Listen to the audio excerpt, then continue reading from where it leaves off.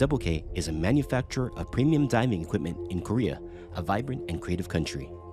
At Double K, we focus on constant research to develop innovative and comfortable products to enhance the experience of diving for our customers. We take pride in our cutting-edge and stylish designs, providing a sleek yet professional look whether you're in or out of the water. From wetsuits to fins, masks to equalization tools, Double K has all the freediving accessories you will need. Fall in love with your diving with Double K. Atmos, inspired by the ocean. Location, speed, direction, altitude, atmosphere.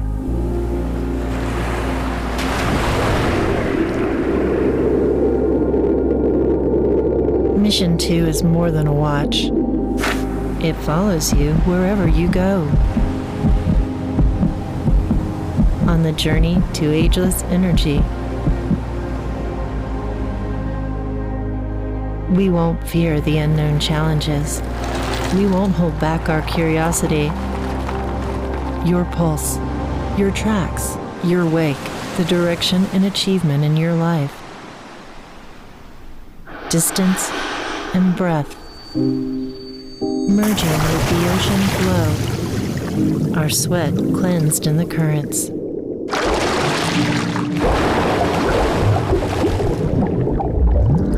The world gets darker as we descend deeper. But your light will shine through the depth.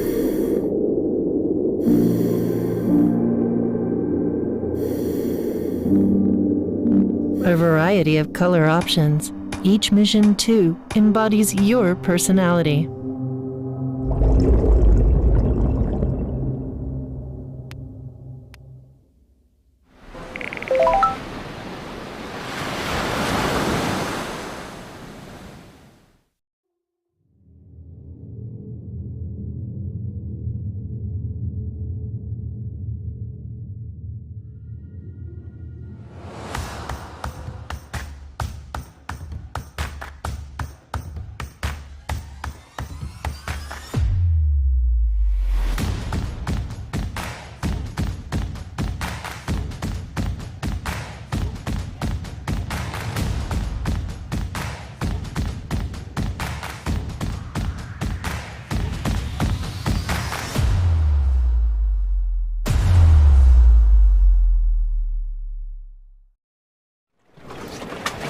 Good morning and welcome to Day 3 of the 29th AIDA Depth World Championship here in Roatan, Honduras. My name is Brandon. I'm a freediving instructor, a breath training coach, and I will be leading you through all of the action today for our Women's Free Immersion Day. As always, weather report first. We have a beautiful day, as we've had so far. Today's a little more sunny than yesterday, so I've got my trusty hat on. Water conditions, nice and warm, 29 degrees, I believe around 30 meters of viz, maybe even more. Yesterday was around 35 towards the end of the day. Slight breeze, a little bit of surface movement, but really, again, stunning conditions for diving. Should be a fantastic day. And as far as I know, no current. Cool, let's quickly take a look at who is diving today. We've got quite a few returning athletes. We have a few national records. We also have a few continental records. Natalie Rudman will be attempting a continental record for Africa. We also have Enchante Gallardo of the U.S. attempting a North American continental record. And then you can see the other national record attempts there as well. Bridget Banegas. We have... my apologies. Mariana Gillespie attempting a national record. We also have Shaika attempting a national record. Agatha Zalenska of Poland, and also Ana Rivera of Honduras. Oh, no, I'm sorry, not Agatha. Mia of Chinese Taipei. But up next we have Yarmila Slavenchikova of the Czech Republic. She has announced 70 meters. I am so sorry, I keep missing the line that I'm looking at. She's diving, she's a 69 meter attempt.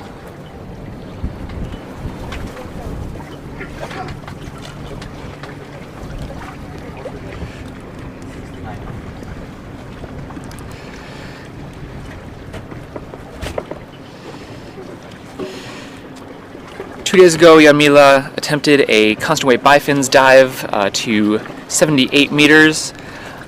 Did have a blackout on the surface, so she did receive a red card for that. But we're looking forward to seeing a white card dive here from her. Personal best in free immersion is 75 meters. So she is well within her depth and her comfort zone. 5, 4, 3, 2, 1, stop time. Last 1, 2, 3, 4, 5, 6, 7, 8, 9, 10. A diver has up to 30 seconds to begin the dive after the official top has been announced. 20. So that's why we hear the diver or the judge saying 20 and counting. That's to let the athlete know what the timing is after official top. If they do not leave after the 30 seconds, they are considered did not start and receive a red card. So today is free immersion, so obviously we are looking at divers pulling themselves down the line rather than using fins or their arm pulls. 30 seconds.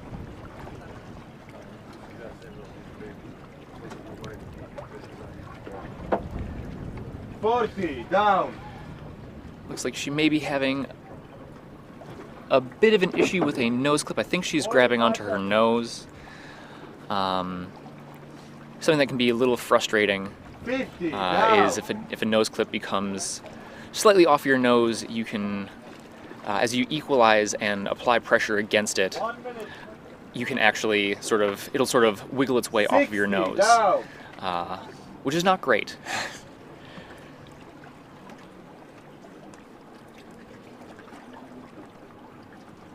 Okay.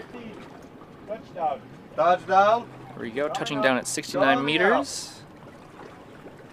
And now she begins to pull her way back up. What we're looking for in this discipline, as with all disciplines, is streamline and efficiency with movement. So we're seeing these arm pulls close to the body.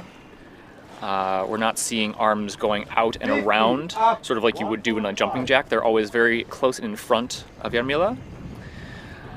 Her legs are slightly spread apart, but that then always gets into the other aspect of freediving, which is the relaxation aspect.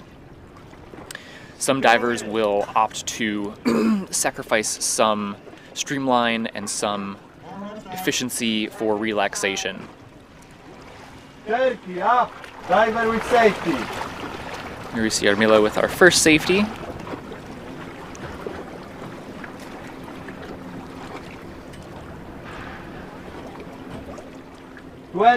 Up.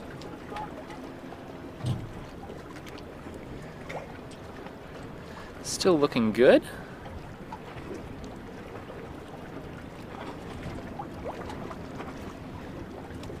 On each dive, you will see that there's always a primary and secondary safety.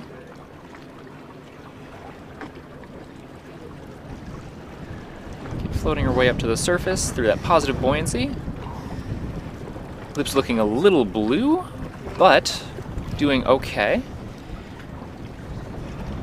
It's important for her to keep breathing even after doing her recovery breaths. Recovery breaths are something that we as freedivers will do to very quickly remove the CO2 from our lungs while also not dropping the overall pressure of the gases in our body. Because if you... All right, got our first white card of the day. Very nice dive, Jarmila. 69 white card. Perfect. If you exhale all the air out of your lungs on the surface, what can actually happen is the concentration of gases in your blood can actually become very unbalanced, and you can actually black out simply because you just exhaled all the air after doing a long dive. Which is why if you ever take a freediving course, every instructor will say you do not exhale underwater. You only exhale a little bit and do your surface recovery first before you start breathing normally again. As we will see later, there will be some athletes who do exhale underwater, but when we see that, I will explain why they are doing that versus why you shouldn't do that at home as a recreational diver.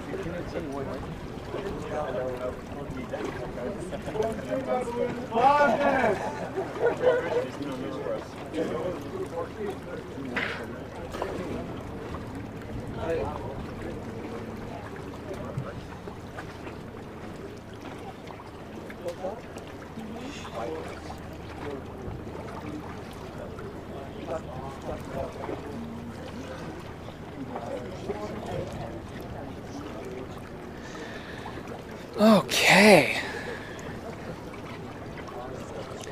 While we're taking a moment, just want to remind you guys that I am watching you all in the YouTube chat, so if you have any questions, any comments, if you just want to show your support for the athletes, please do feel free to do that in the YouTube chat.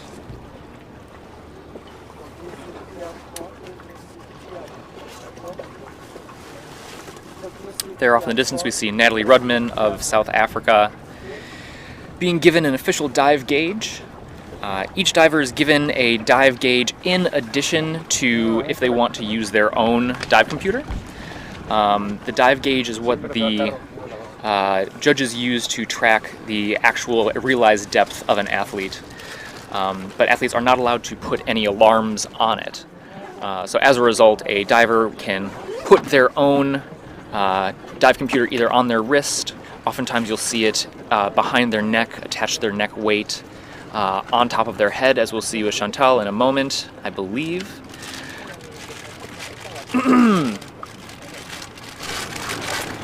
And then they can hear those dive alarms going off more easily.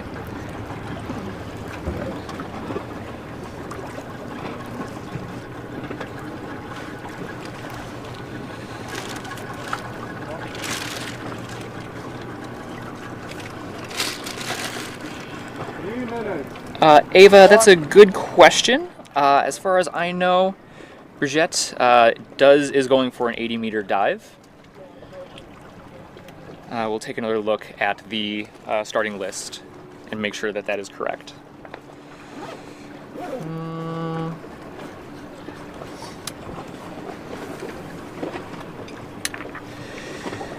Daniel Barcetta asks, anyone know how they record the video of the divers in the safety way? Going deep and constant with the divers. Well, we're using the Dive Eye drone here at this event. The Dive Eye drone is an amazing piece of equipment that follows the divers up and down the line, making sure that not only the divers are safe, but also you guys at home are able to watch all of the action and really see what's going on under the surface. If you're following me on my Instagram account, at Brandon Freediver, I posted a photo of it yesterday, sleeping in its little box, and we'll do some more later as well. Hi Maria, good to see you. Thank you so much. Looking forward to seeing you again soon in Thailand. Vision Nomade? No, Marcella was not on, she was not recorded. She was doing an opener. Openers are a dive that is The results don't count towards their overall standing in the competition, but it is more a way to sort of do like a dry run of everything of the day. So making sure that the judges are getting all their equipment together, making sure the safeties are warmed up, they're ready to go, making sure the dive eye equipment is working, all of that stuff. And so usually we don't show the opener, and we haven't been during this event.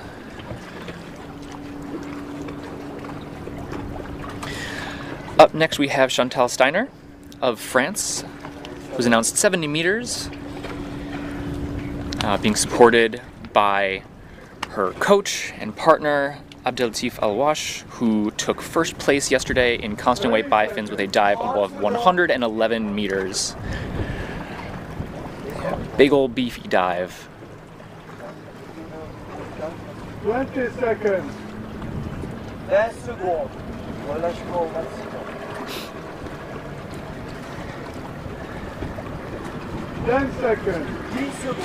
Chantal is doing her relaxation phase, or breathe up, as some people call it, with her face in the water, with a snorkel in her mouth. This is something that I really like doing, as I personally feel for me, it helps turn on the dive response easier for me. The dive response is a series of adaptations that our body has to being emerged or submerged in water. Things like the heart rate decreasing, blood moving away from the extremities to the core, and a few other things that happen at pressure. The spleen will eject a bunch of oxygenated blood into the bloodstream, and also blood will move to the internal organs to protect them and engorge them with blood. But one of the ways to turn on the dive response is to submerge your face in water. For me personally, I find that laying with my face in the water with a snorkel in my mouth as I do my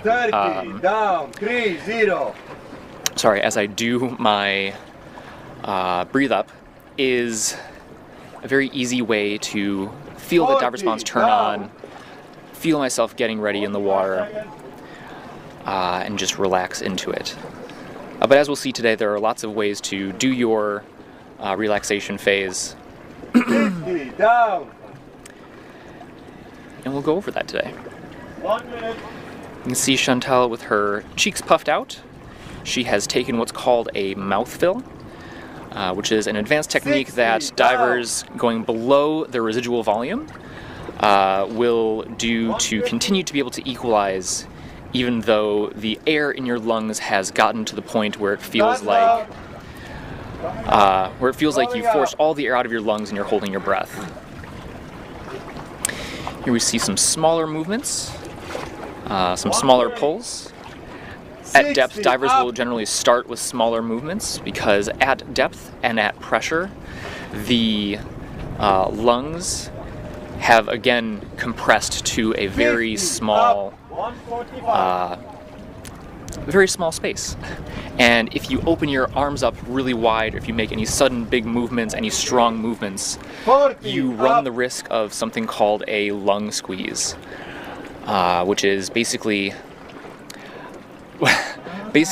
when the pressure gets increased too rapidly in your lungs, and you basically get a hickey on the inside of your lungs, where the blood is drawn to the surface of the tissue, and you can actually bleed into your lungs, which is not great. So a lot of divers will very slowly begin pulling, or make very small pulls at the bottom and in the beginning of their way back up to mitigate the risk of any potential lung squeeze.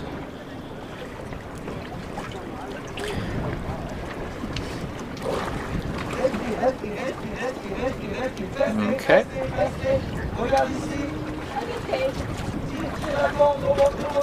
Keep breathing. Keep breathing. We hear her coach Abdel shouting at her to breathe.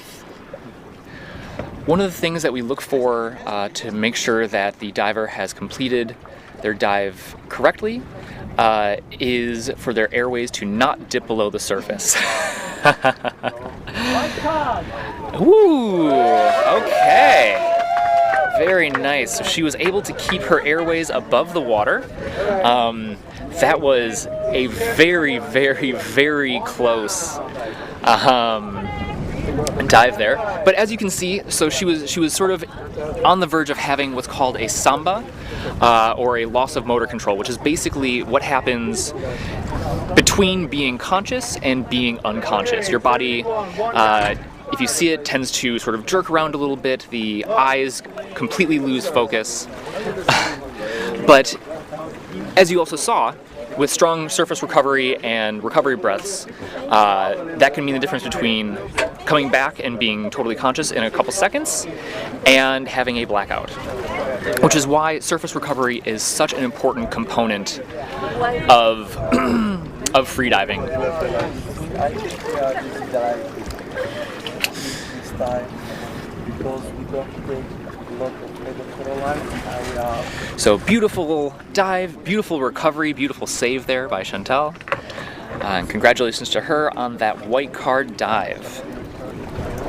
Thank you.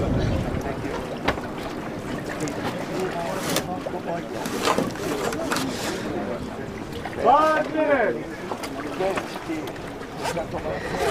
Up next we have Natalie Rudman of South Africa. She'll be joining us a little bit later to watch some of the dives and hang out, and we'll be able to ask her a few questions. So if you have any questions for Natalie, please do feel free to write them down in the chat. I am very happy to ask those questions for you guys.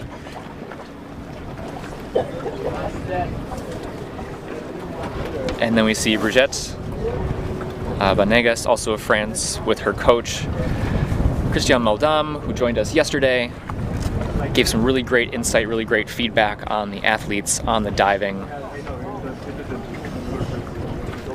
We'll probably end up seeing him again tomorrow during the men's day. Generally, he coaches somebody early in the morning, and then he has somebody that he coaches more towards the middle of the day. And so, rather than driving all the way back to the beach, spending 10 minutes on the beach and then coming back again, he just hangs out with me, which I always love and always appreciate.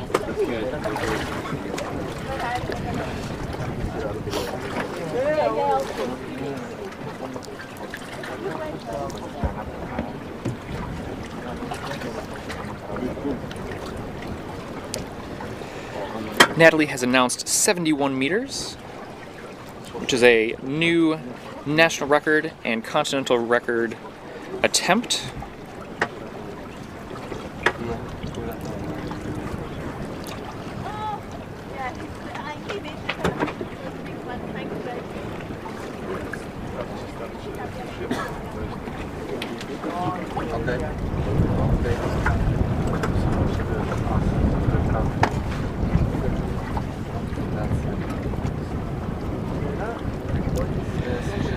We see Natalie breathing up with a airline pillow behind her neck.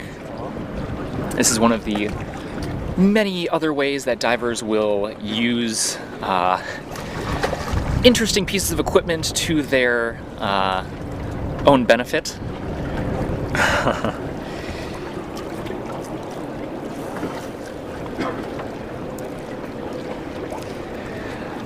All right, Morgan Lefair asks Brandon, Chantal was using her legs to propel her in the last part of her dive. Is this allowed in free immersion? It absolutely is. Yeah, basically as long as a diver does not switch the direction that their body is going, in free immersion they are allowed to essentially do it. If a diver really wanted to, they could do some arm, some CNF pulls if they really wanted to. But in free immersion, generally not what you want to do. 2 minutes to official. But yes, it is allowed for divers to use their legs if they would like.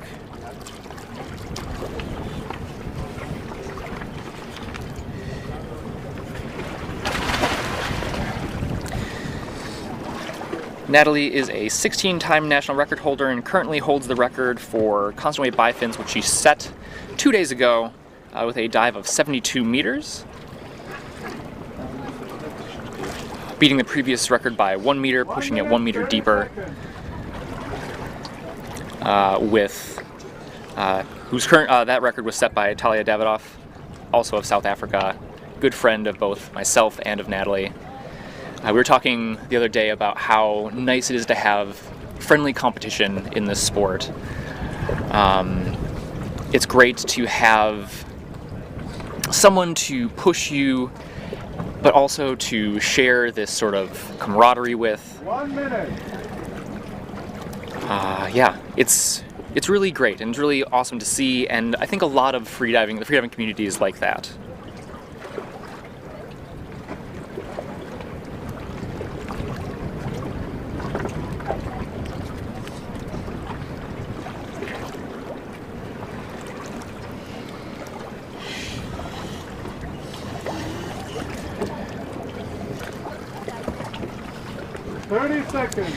Natalie's been here for about 2.5 years. She's been here through all of lockdown, just training, hanging out, vibing. She's also a yoga instructor and teaches pretty regularly.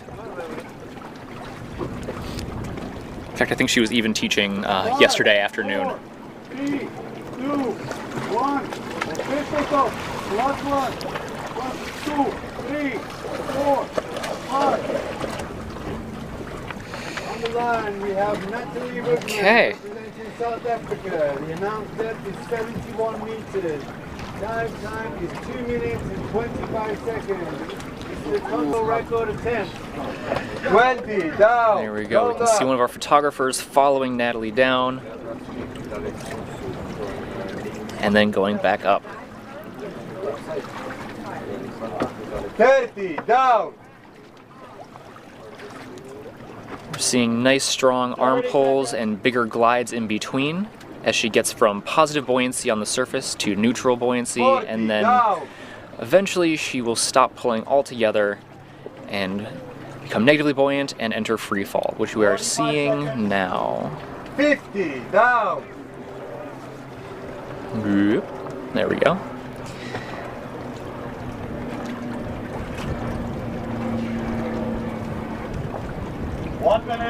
You can see her free fall position, chin gently tucked in, eyes open watching the line,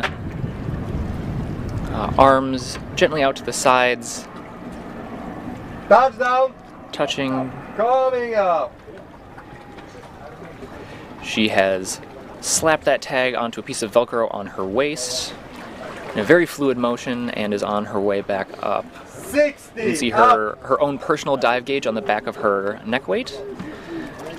As I said before, that gauge is loaded up with any alarms that she might want, any depth or time alarms. Usually a diver will set one for a few meters below their announced performance, just so they can kind of snap themselves out of the free fall. 40 up. As we saw yesterday, who was it? Somebody yesterday was so relaxed that they kind of just flew past the bottom plate, 30 up. and their safety lanyard stopped them from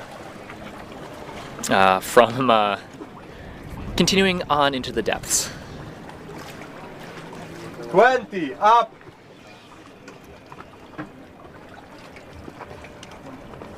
Still looking nice and strong here.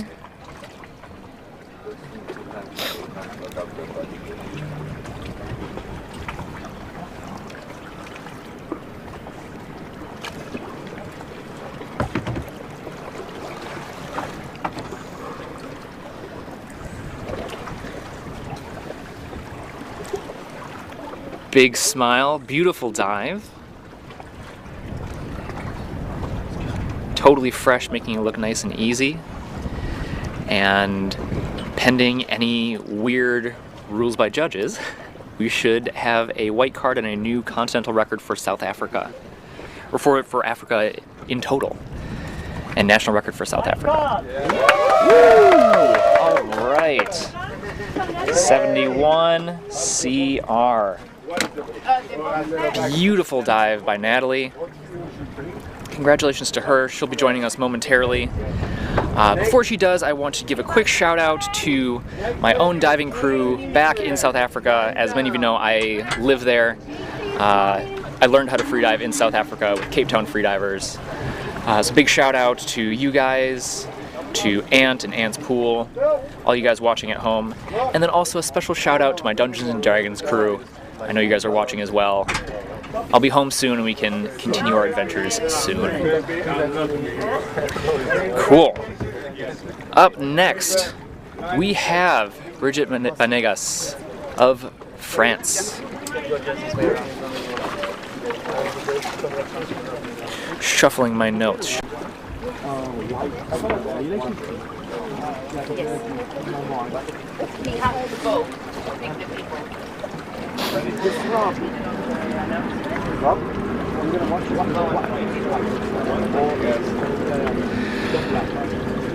Okay. Great. So Bridget has announced 80 meters. As we're getting down to about 80 meters now, we should start seeing the the scooter come and meet divers. The scooter is a sort of acts as our deep safety, goes to make sure that our divers are safe at deeper depths and is there to assist them if they need. Something to note is that a diver also has the option, if they would like, to cancel their dive mid-dive and basically get supported by a safety back up to the surface. They would do that. You are ready to jump in to remove facial equipment, blow across the face. Again, those receptors in the face that tell us that our face is in the water also tell us that our face is out of the water. So breathing and blowing across the face actually tells our body, even though we're unconscious, that we're in a safe place and it's okay to start breathing again. If a diver blacks out deeper than the safety, there is a counterballast system. So in that eventuality, we will drop the counterweight, the weight will drop to the bottom, and the whole dive line with the bottom plate and everything will be pulled up. And that's why our divers wear safety lanyards. It keeps them attached to the line, and in the event that we do need to drop the counterballast and pull them up, that lanyard is attached, and we will retrieve the body and then support them from there. Am I missing anything? 1 minute, 30 seconds. No, I don't think so. We do have 3 medical staff on board as well, who are here to support the athletes in case of any sort of medical or hypoxic emergency. We also have an evac boat that can immediately take a diver back to shore as quickly as possible, and then ambulance waiting on the beach, and an evacuation plan in the event that it does need to escalate further from there. So we are prepared for really every eventuality, with safety being a top priority for our athletes. All we want them to do is just show up and dive and have fun, and we take care of the rest.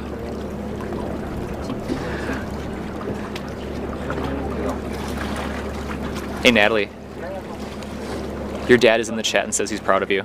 Aww. Yeah. Nat will come join us in a moment.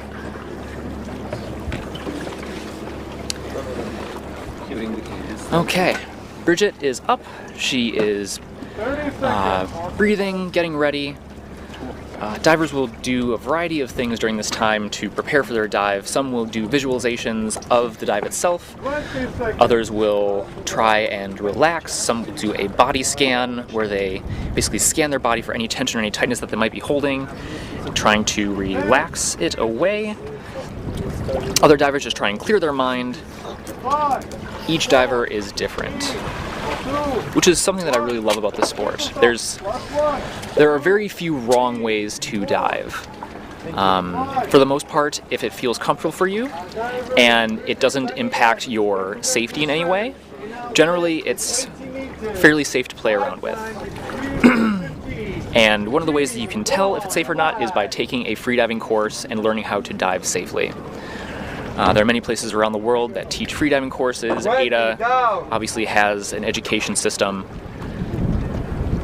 So if you've never taken a freediving course, or if you have been spearfishing, or if you have been freediving for a while but you don't maybe know the science behind it or the safety behind it and how to dive safely, definitely take a freediving course. You will get instruction from an instructor. You will learn about the physiology of what's happening in your body. 45 seconds. And you'll meet some cool buddies who will be able to dive with you and have fun.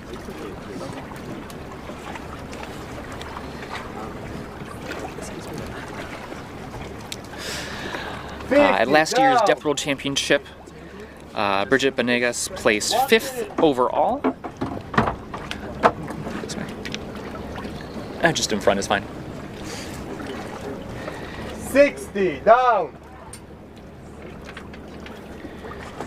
Keeping your eyes open. 150. Hello. Hi. Pull up a chair. 70, down. Congratulations on your new national continental record. Thank you. Yeah. We're watching Bridget now. Cool. 130. She's fierce. Yeah, she's a beast. Touchdown. Yeah, girl. Touchdown. Coming up. Putting it on the back of her neck.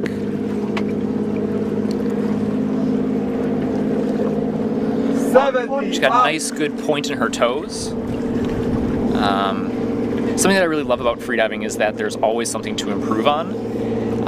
And you know, even down to something as little as pointing your toes a bit more can have an impact overall on your dive. Streamlined. Yeah, even more streamlined, even more, yeah, Dynamic. dynamic. Yes, good word. She's looking good.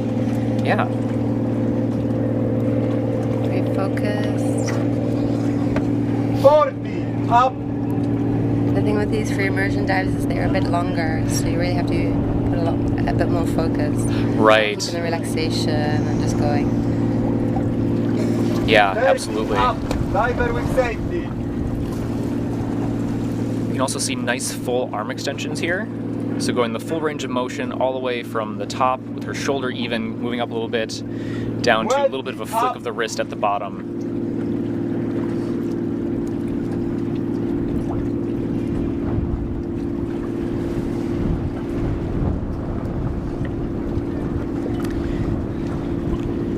See all of our divers in the water.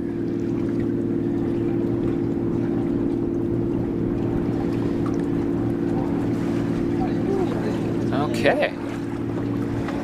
Strong recovery breaths. Yeah. She's okay.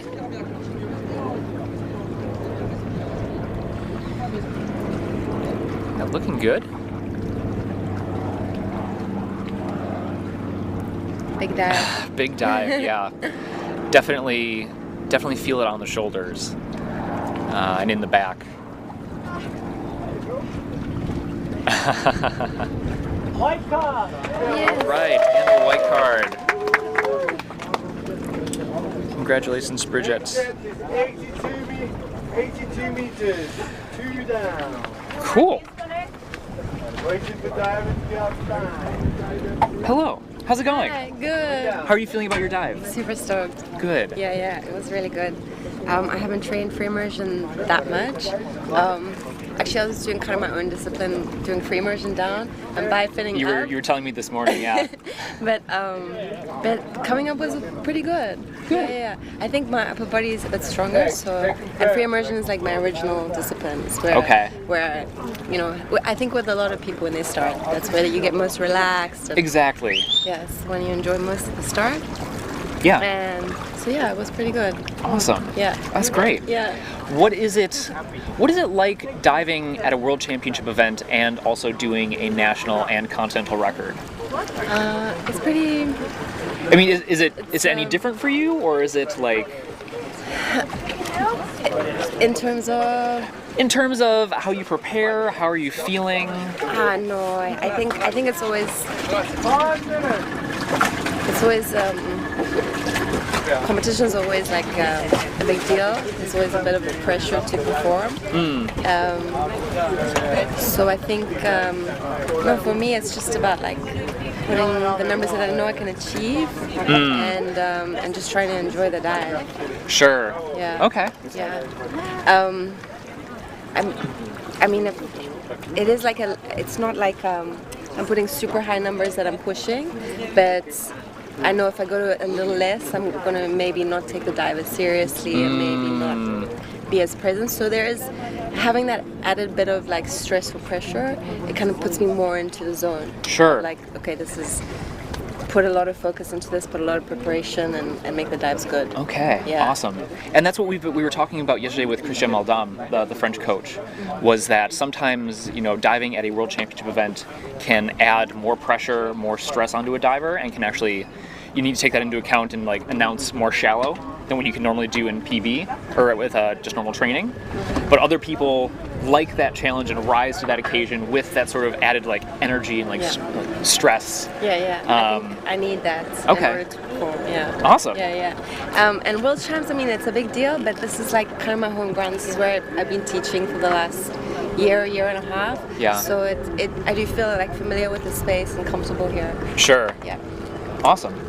Is there anybody you want to talk to? Anybody you want to? Well, I want to shout out to my dad because I heard he dropped a message. So hey Neville, hey Dad, and to my crew in South Africa, in Sodwana Bay, to Sam and Jackie, to Grant, to Mish, Digger, Gledfin, Sophia. All the crew from Cape Town Freediving, all the crew from South Africa Freediving, the group, big. Massive big love to you guys, and I'll be seeing you soon, hopefully. Yeah. Cool. I'm so excited to go for dives with you. Yes. Should be tons of fun. Yes, I can't wait for Sodwana Bay. I know, it's me the too. best. I love Sodwana Bay so much. It's so beautiful. There's so much life there. So much life. We can do training on the line, and then we can go hang with the dolphins and the sharks. It's just so exciting. Love it. Absolutely love it. Okay, cool. Cool. Thank you, Awesome. Brendan. Have It's a such a good pleasure. day. Thank you. Cool. We'll see you later. See you later. Awesome. Yeah, you can go ahead. It's fine. Okay, perfect. So up next we have Mariana Gillespie of France attempting a national record of 82 meters. Mariana recently, 2 days ago, set a new world record in constant weight bifins at 97 meters. Which was 5 meters more than what it was set at previously. Uno, or was it 4? I think it was 4 meters because it was set by Jennifer Venlund at 93 before that. So new world record, 97 meters, and now doing a cheeky little new national record dive here now. There are a few questions in the chat, so I'll quickly answer those while she's doing her breathe up. Thomas says, rope doesn't seem totally straight. Is there some current today? There is not. What you may have seen was when Bridget came up, a lot of divers, what they'll do is they will further hold themselves out of the water by wrapping the rope or putting their toes on the rope between their big toe and the next toe over, and basically hold on to the line in that way to sort of also support themselves and keep them up out of the water. And in doing that, they'll usually push their leg out in front of them, and that can add a bend into the rope that is not normally there. As we can see now, the rope looks totally straight. So keep your eyes on that for the next, for Mariana's next dive, and see if we can see that again. Diver CO2 says, do they wear a second skin for warmth or just a wetsuit? I mean, the water is roughly 30 degrees Celsius, so it's a little difficult to get cold here. Although that said, it depends on how long a diver has warmed up for. Divers are allowed to show up about an hour before their dive to get in the water. There are some buoys that are in the water set to 40 meters at most. And they can do any kind of dives they want to do, any kind of hangs that they want to do. Obviously, the longer that you're in the water for, the colder you can get. Especially as a diver, you know, a lot of time is actually spent laying on the surface, relaxing, preparing the mind. I mean, we see now divers have 5 minutes that they need to be on the line before their dive begins. So generally, wetsuit is fine. Most divers here are wearing a 1.5 millimeter wetsuit. Maybe some are wearing a 3. Big maybe though.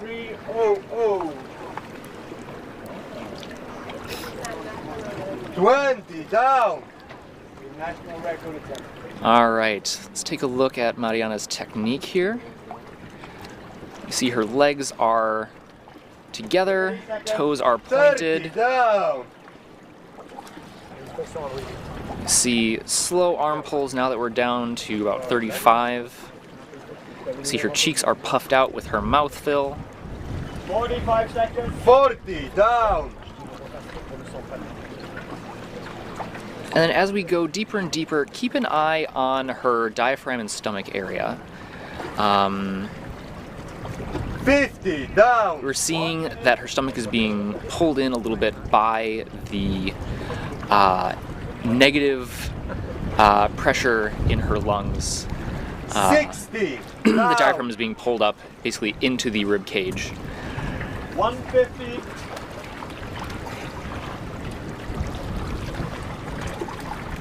And the other thing to notice too is that, on the surface she took a 70, very full down. breath and packed on top of that. 130.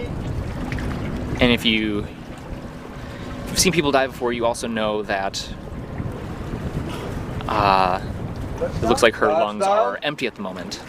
That's again because as you go deeper and deeper, the air in your lungs compresses down to a very small point. 70, up. Okay. Something that we'll notice here too is that there is very little time between her arm pulls. She's not doing any gliding here. And that's because she's still negatively buoyant. If she stops for too long, she will lose that momentum from the previous arm pull and will actually begin sinking again, but definitely slowing down again. 40, up. Diver with safety. Just heard diver in sight at around 35 meters, so meaning that from the surface, safety divers can see our athlete from 35 meters deep, which is insane visibility. Absolutely 20, love it. Up.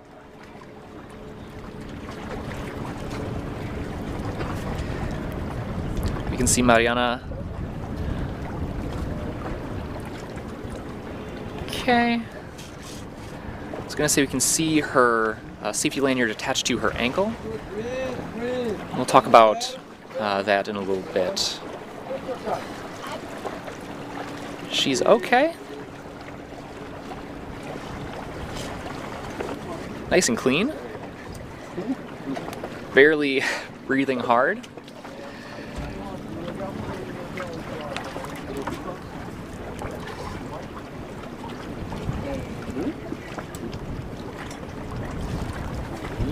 White card. And a white card. So it's a new national record for France.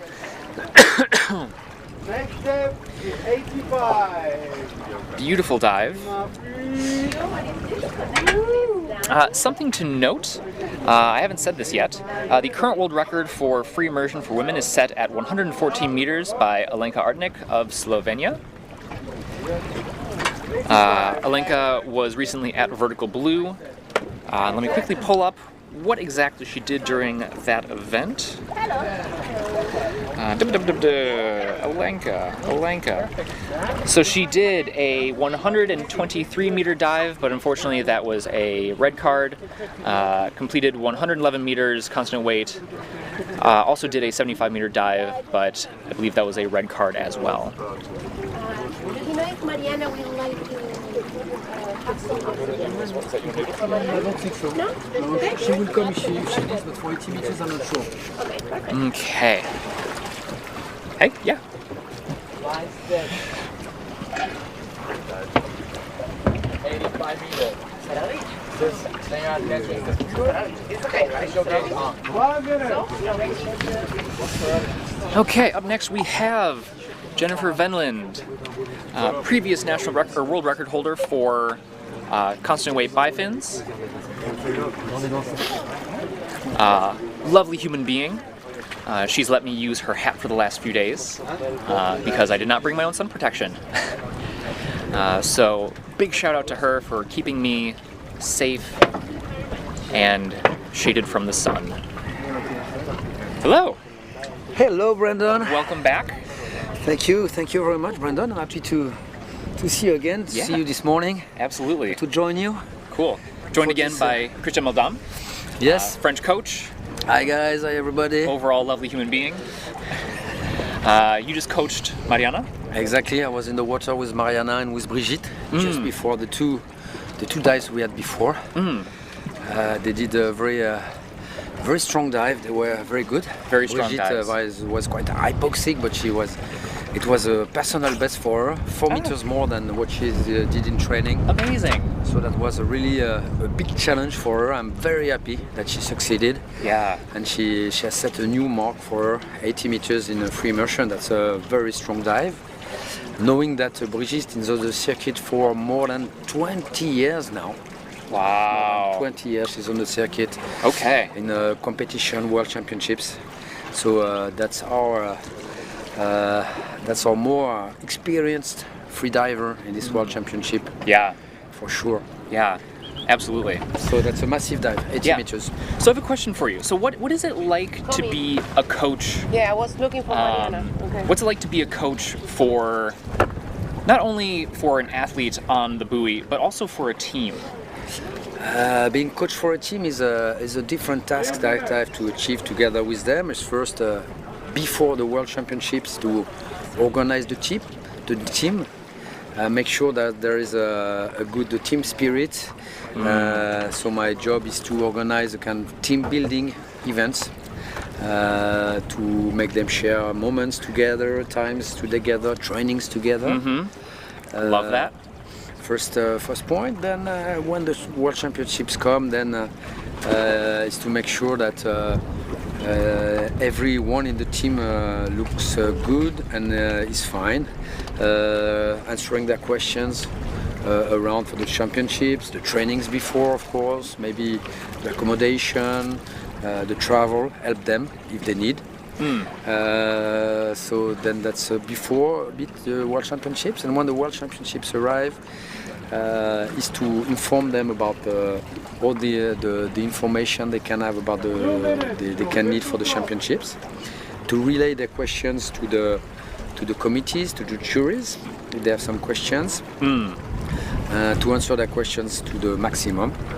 Then, of course, during the days of a competition, I will be with them, coaching them in the water. And then, according to the result and to what they get, if they get a white, yellow or red card, maybe sometimes, make sure that the rules are followed and potentially protest some of the judgment if we feel that the judgment is not correct. That's what happened yesterday. Exactly. Yeah, with Sydney. With Sydney. Yeah, exactly. Sydney, the jury thought he made a dolphin kick. But then, after a discussion and after a jury review, a protest that we made, we showed them that was not a dolphin kick, but it was just a mouth feel in which he was just bending the body and then unbending the knees. And for this reason, the jury admitted that it was not really a dolphin kick. It was just a compression of the thoracic cage. Yeah. That's exactly, so that's a part of my job, to be in the water and then out of the water to follow them within the juries, the protest if needed, and then to go to the event committee and relay some information to them and to ask some points to the committee if needed about the competition, the trainings, etc.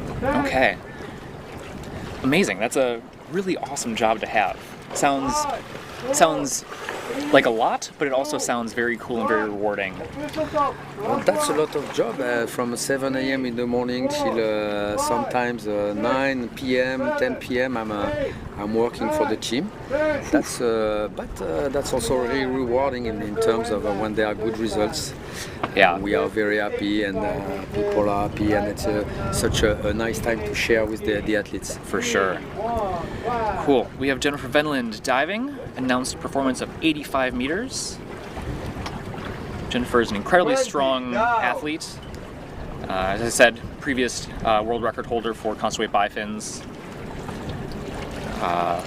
Lovely human being, very sweet. Jennifer is really top level athlete. She's in bifin. She's absolutely amazing. She's very tall and thin, and she has long arms and long legs. And this is for sure a strength for freediving. Yes. So she's doing very long movements. We can see that. And now it's 55 meters, and she's going for the free fall. That's very deep, in fact, for the free fall. That is quite deep. 60 Yeah. down. But she's probably going to have a good speed. You can see she was almost a meter per second for this dive, which is quite fast for free immersion. 70 down. 150. At very important depths for free immersion, the speed is important. When you go shallow in free immersion, you can be very relaxed and go very slowly. 80 down. It's fine. But when you go very deep, as Jennifer is going right now, 85 meters, then of course, in this case, you have to go faster. 80 That up. is what she's doing right now, with small movement but very fast. 70 up. So she's coming up. Yep. And has now switched to longer arm pulls. 2 minutes. 60 up.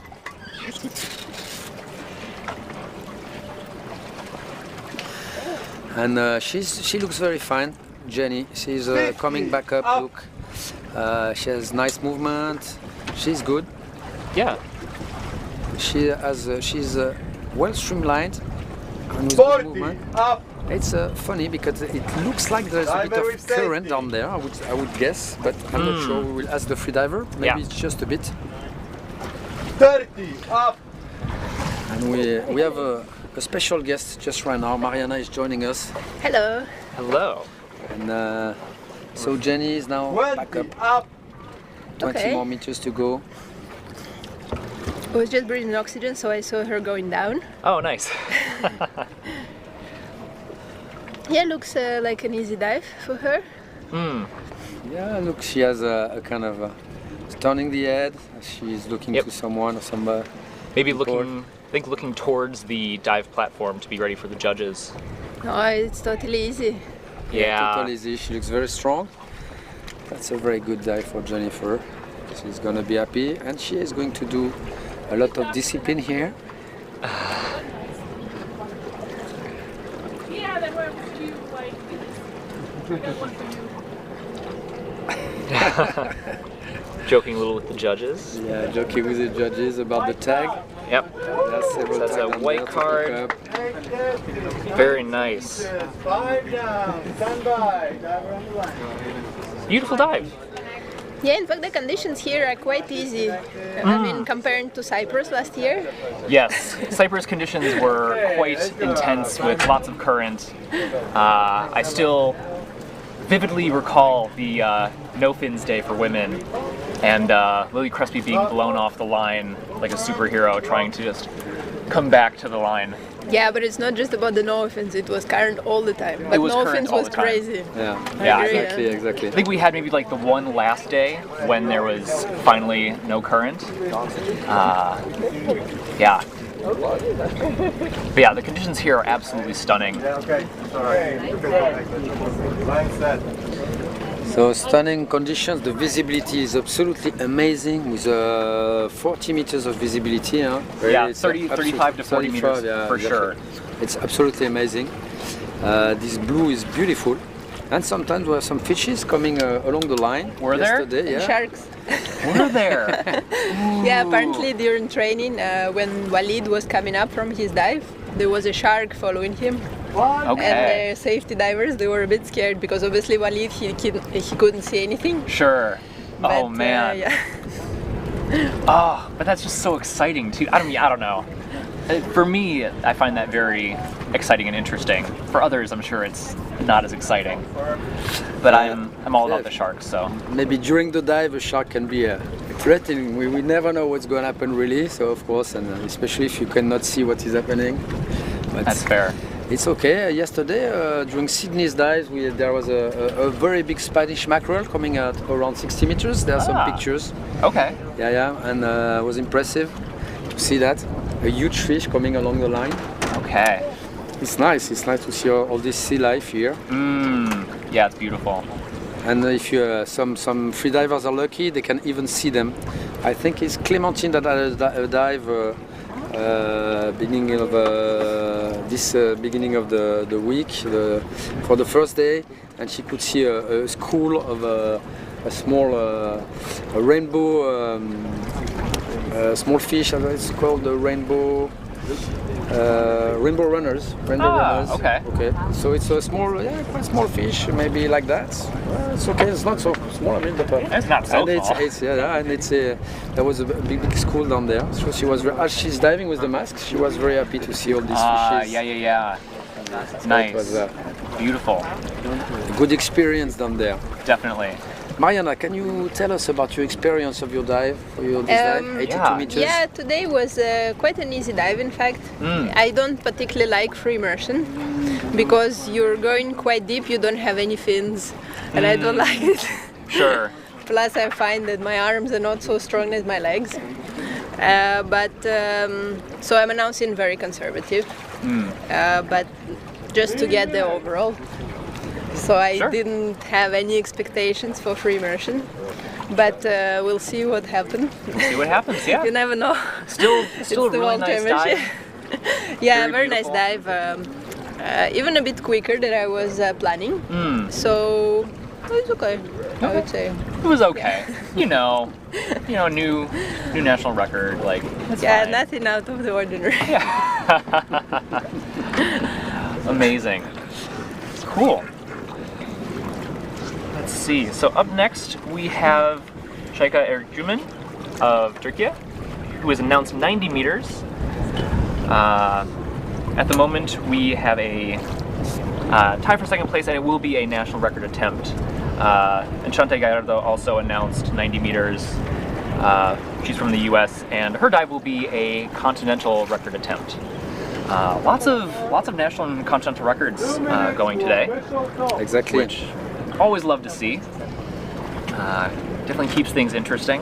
This is great. I think Shaika, with this 90 meters of free immersion, is going to do an important attempt, a new Turkish record. She's very strong these days. Shaika, just coming back from the vertical blue, she has done really strong dives in the vertical blue. Shaika is freediving for a long time now. I used to freedive with her like 15 years ago almost. So she was already freediving. She was already a good freediver, and she made some years of break. And now she's coming back to depths. Since some 2 years, I assume, something like that. She will be able to confirm us that. And she's very strong. She's very happy to come back to depths. She's very happy to come back to deep freediving, and she's improving her level right now, and she's fully confident. She's really fit, and she can do a very important dive. So this 90 meters is a top level dive to achieve, but I'm sure she can do it. Absolutely, yeah. She did 88 free immersion at vertical blue. She did do a 92 meter attempt, but there was a red card attached to it. I don't have the answer as to why she was a red card. But she has done 88 at a big competition, so 90 should be okay. Pretty easy. Yeah. We'll see for sure. When you're coming from such an event as vertical blue, you have the advantage of having a lot of days of training in a row in perfect conditions. People that are coming from vertical blue here, like people coming from Chinese Taipei, but also people we have Enchanté that is coming from vertical blue too, Fatima too. You see the top three right now are coming directly from the vertical blue. That's right. Yeah, but also in vertical blue you're accumulating fatigue, the tiredness. That's also very true. Yeah, with vertical blue being every single day. That's true. Exactly. So you're right, Mariana. That's the other point is that you can accumulate fatigue and tiredness. Yeah, especially if you dive all the 6 days of the competition. Right. It's a lot because every dive is stressful. I've did more than 100 official tops now, and every time I'm stressed. It doesn't go away. Exactly. So there's the physical exhaustion, but also the mental fatigue that can come. And when you add that and you come just after the World Championships, it's difficult to handle that. So let's see how Shaika is going to manage this dive and to see if she is back to her top level after the vertical loop. So full phase already. 40 meters? Around 40 meters. Yeah, she's starting quite early. Oh, we don't have the time. If we compare to the dive from Jennifer, where she was diving in free fall at 50 meters, Shaika is at 35 meters. Yeah, That's I start shallower. around 60. You start around 60, huh, Mariana? Yes, I pull to the bottom.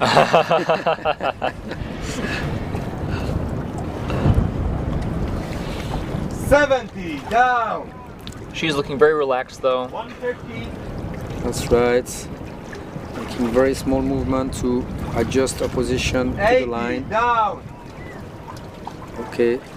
So she's looking at the dive eye sometimes. Yeah. Opening her eyes. In fact, what was That's nice not- today is that the dive eye didn't Coming have up. the light. Okay. Good. Because the first day there was a light and it felt as if it's darker than it is. Okay, sure. 80 up. If you get the flash of the light, of course, after it's difficult to adapt to the darkness down there. Yeah.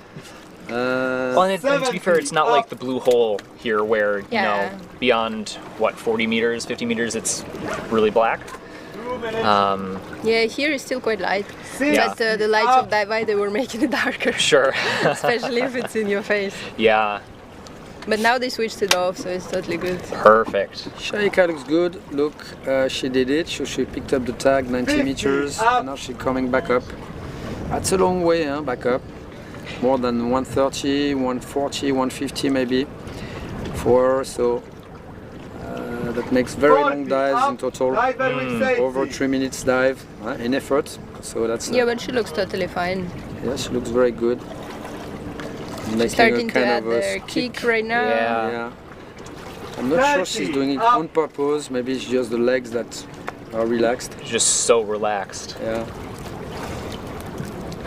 Okay.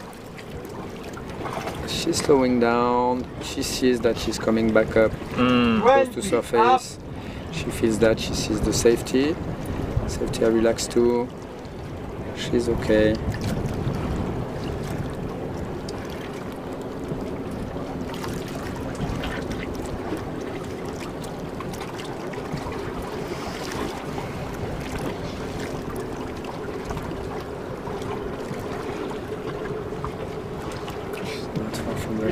Okay, coming back up. Okay. Say it, say it, say She looks good, she looks good, she has to stay. Oh yeah.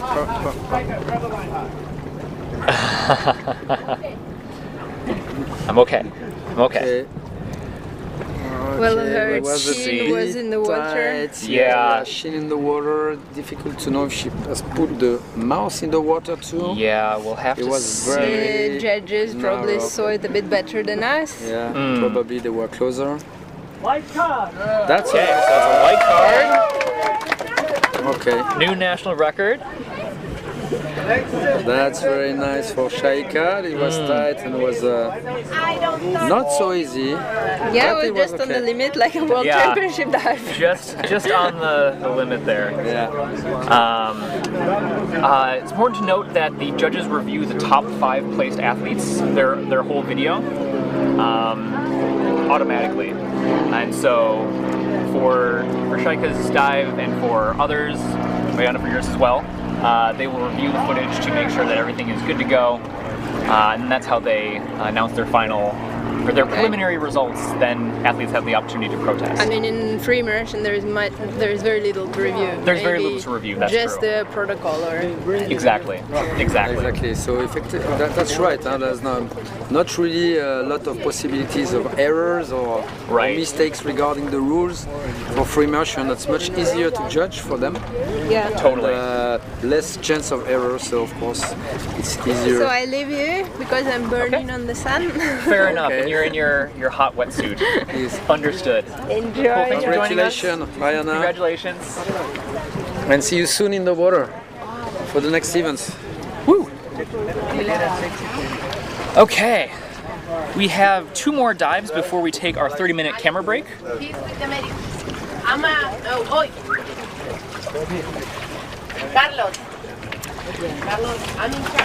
Enchante will be attempting a new continental record for North America, also 90 meters.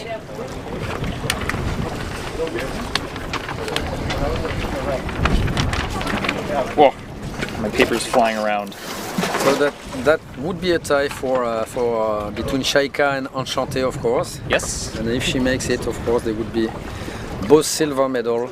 Assuming that, of course, Fatima makes it after.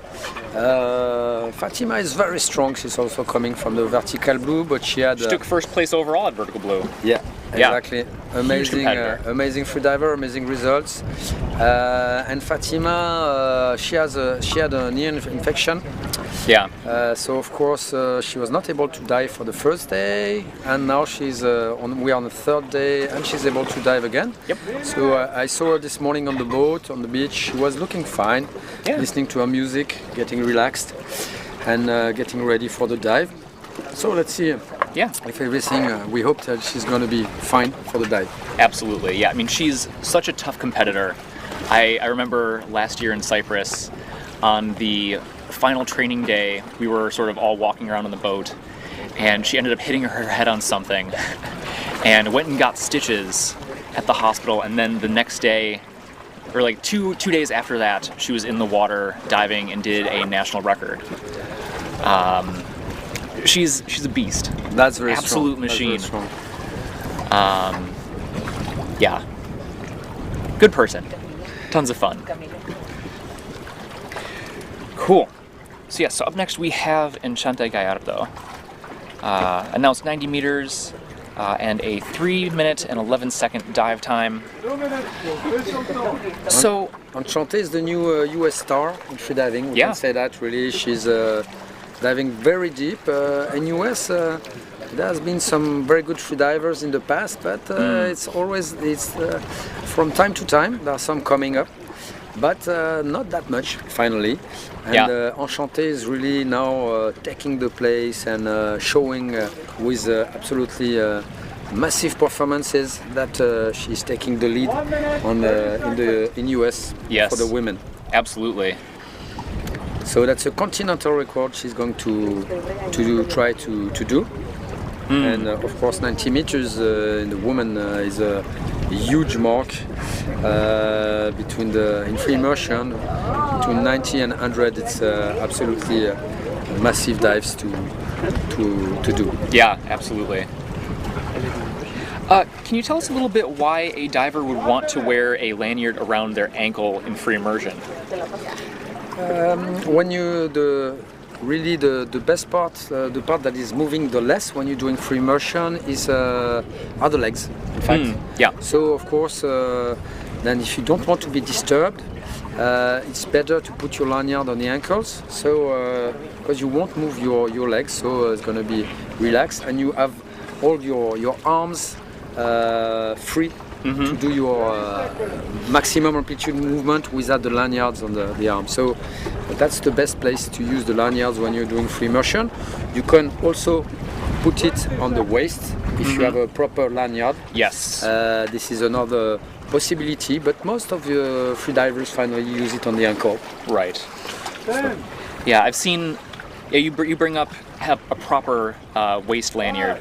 I've seen a lot of people who will attach the safety lanyard, like the wrist strap, around their weight belt, and that can be quite dangerous because generally they're made out of that rubber, and as soon as you apply any tension on it, it kind of just pops off, and you can sort of defeats the purpose if it's not actually attached to your body effectively. Here she goes, Enchante. She's very fast, very powerful at the beginning. Yes. Just check her movement. She's really putting full power at the beginning. Yeah. 20 down. She's already at 26 meters after she's more than 1 meter per second, so Yeah. she's very fast. Very fast. Yeah, she does tons of dry training, tons of resistance training. She's always working, riding bike, doing yoga, stretching. Incredibly strong diver, an incredibly strong athlete, not only in how she dives, but how she trains. She definitely puts her heart behind all of her diving and all of her training. 60 So down. this is an average of 1 meter per second now. We saw that the start was very fast and she's slowing down a bit right now, but now gaining up some speed because at depth, of course, 70 down. she has a very positive buoyancy, so she's going down quickly. That's important, as said, in free motion, when you reach these depths, it's important to be fast. So you're gonna see most of the free divers, they don't take their time, they don't do slow dives. They go fast on the descent and fast on the ascent. Yeah. Touchdown. Yes. Coming up. She was a bit further, a bit too deep, but okay, it's fine. She looks good. Small movement at the beginning. She knows she has a way back up to do. Yep. 80 I sort of think of that beginning part at the bottom of like starting a car in first gear. Like little slow movements just kind of get you going, and then as you sort of build that momentum again, you can shift to higher gears of bigger and bigger movements. And bigger amplitude. That's right. Yes. That's a nice image that you're using, Brandon. Thanks. I'm a mental, visual kind of person.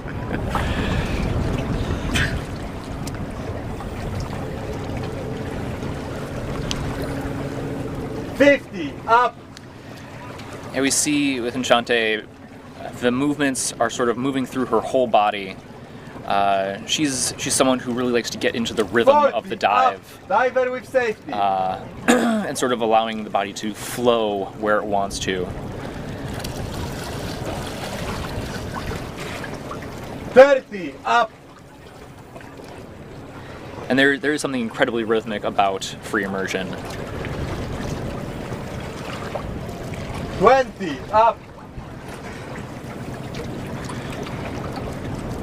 Reaching the surface now, she knows that. So all the safety free divers, she can hear the scooter also. She's hearing since the 40 meters. That's coming back up. She looks okay, she looks good. And surfacing. Everything looks fine. Oh, Chantal looks very strong. That's a nice dive, that's a nice dive. She's really staying up. Yeah. Before the card, the judge cards. She has the tag. Such a powerful diver, huge competitor. That's a massive dive. Very nice. White card. And a white card. So another continental record for Enchante. Congratulations to her. That was very nice exit. Very strong. Very And her strong free diver. her birthday was yesterday. That's right. So big happy birthday to Enchante as well. Yeah, happy birthday, Enchanté. That's a nice way to feast your birthday, to enjoy your birthday, to make such a beautiful result. And she's at least silver medal. Absolutely. She's on the podium and silver medal, so that's great for her. Yeah. We're very happy. Yeah, she definitely should be. All the training, hard work definitely paying off.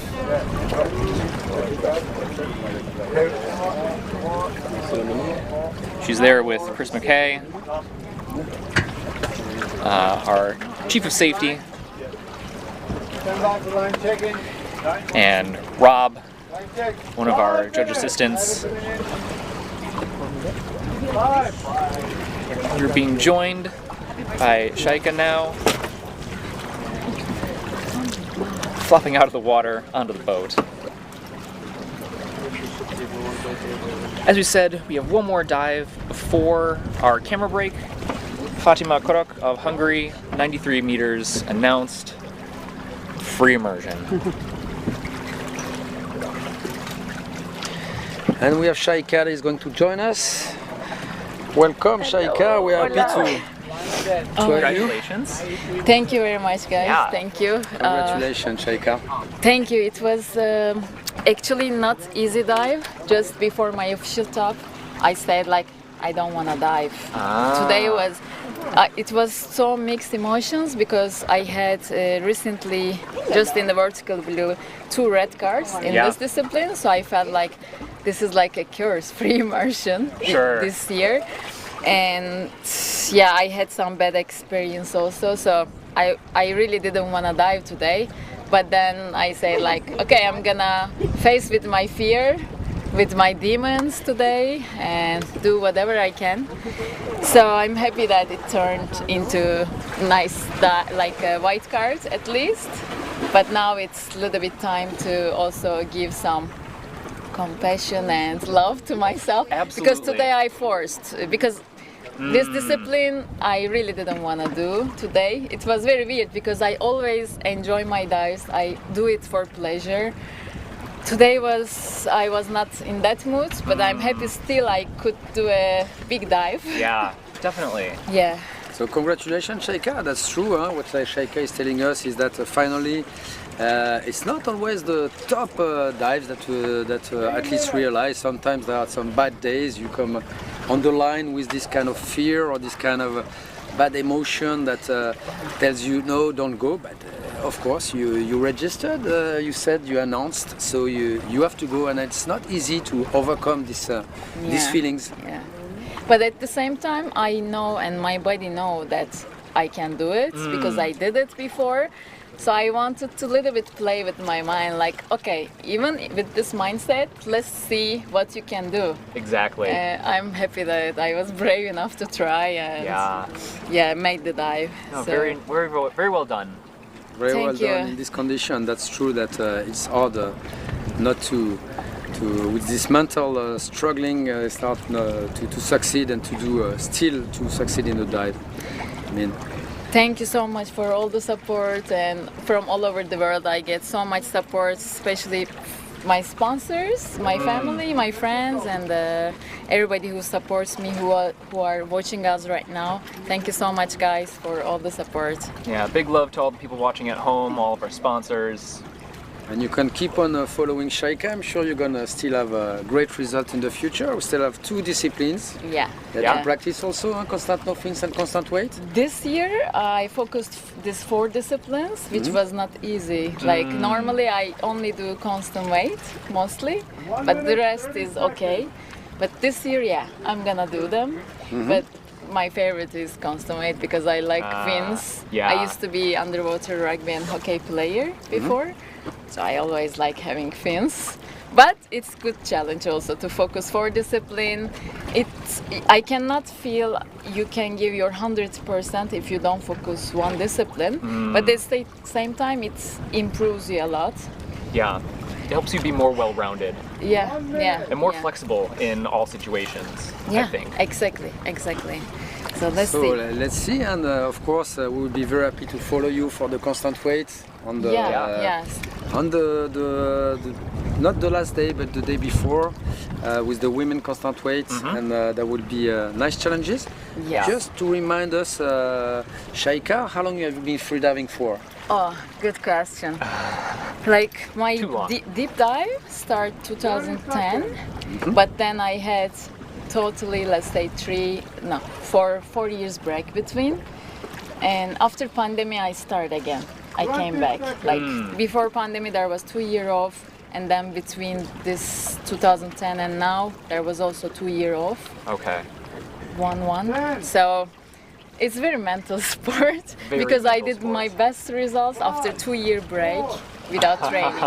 And you are doing huge results, Shaika. That's impressive what you can do as a comeback, and you are now a very experienced freediver. So more than 12 years of freediving.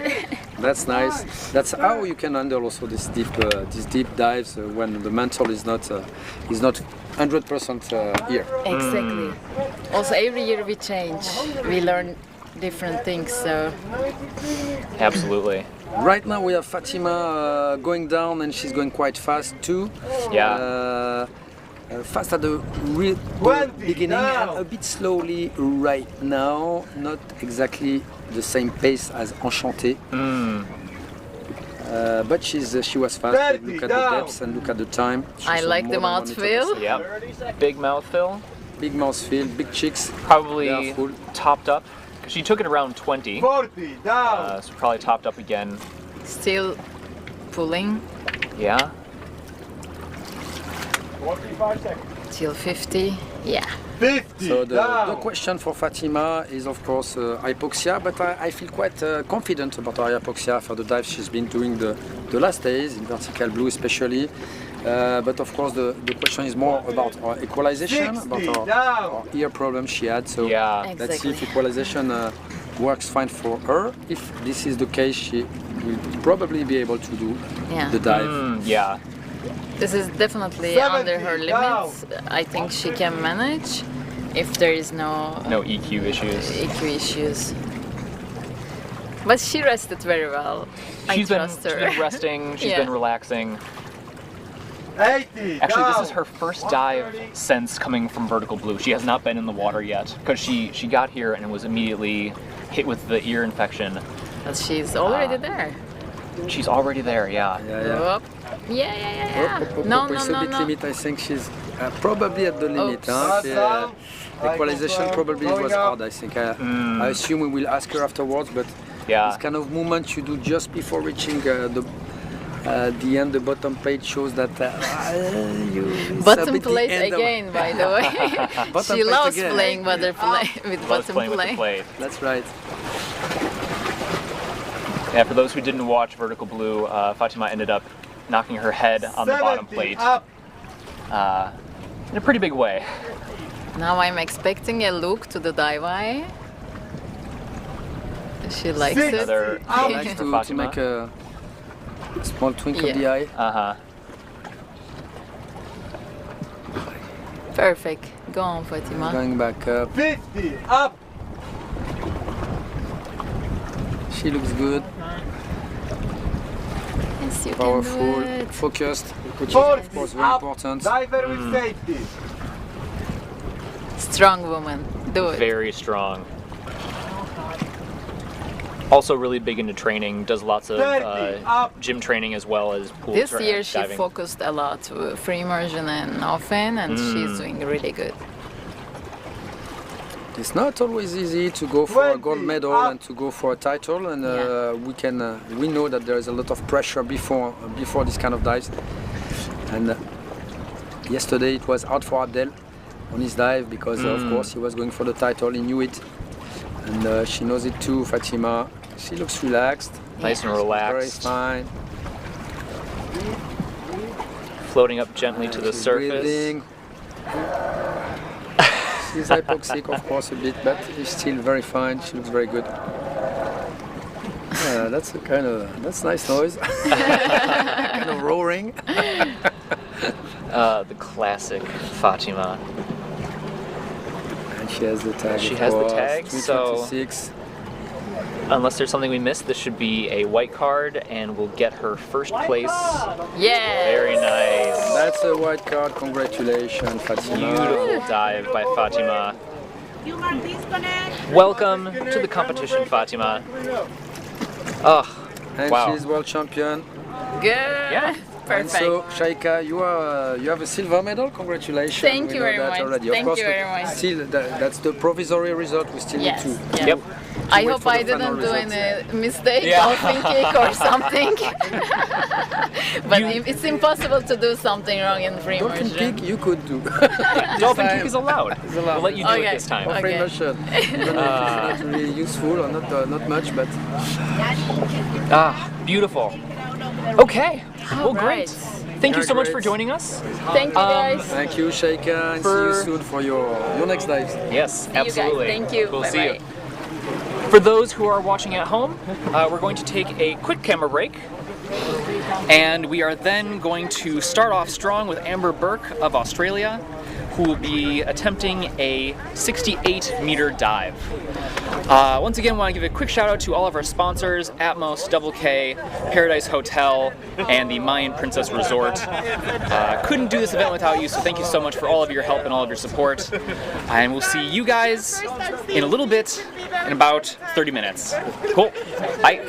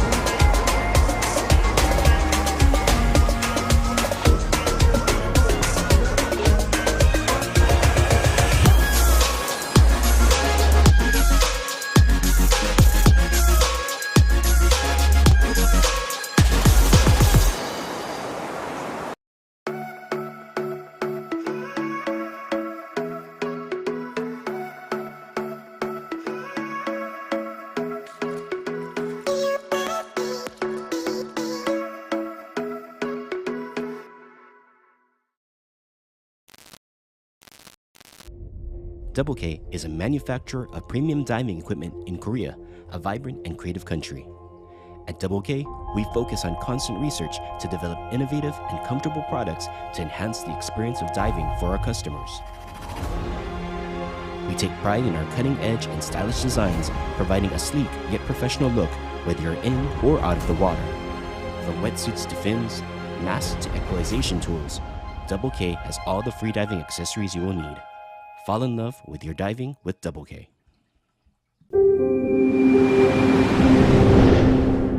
Atmos, inspired by the ocean.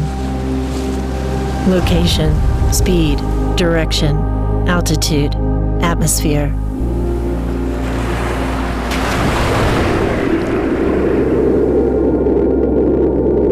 Mission 2 is more than a watch. It follows you wherever you go. On the journey to ageless energy. We won't fear the unknown challenges. We won't hold back our curiosity. Your pulse, your tracks, your wake, the direction and achievement in your life. Distance and breath, merging with the ocean flow, our sweat cleansed in the currents.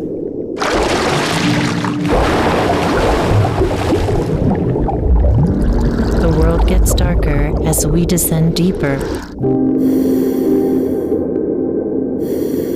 But your light will shine through the depth.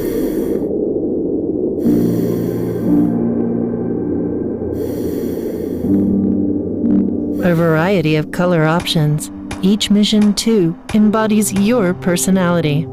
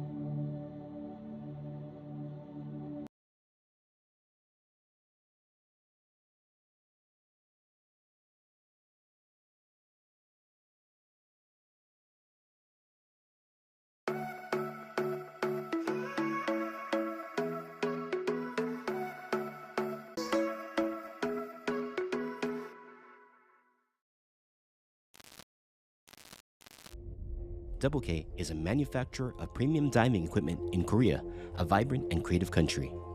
At Double K, we focus on constant research to develop innovative and comfortable products to enhance the experience of diving for our customers. We take pride in our cutting-edge and stylish designs, providing a sleek yet professional look whether you're in or out of the water. From wetsuits to fins, masks to equalization tools, Double K has all the freediving accessories you will need. Fall in love with your diving with Double K.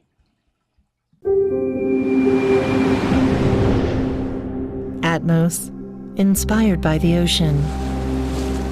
Location, your pulse, your tracks, your wake, the direction and achievement in your life. Distance and breath, merging with the ocean flow. Our sweat cleansed in the currents. A variety of color options. Each mission, too, embodies your personality.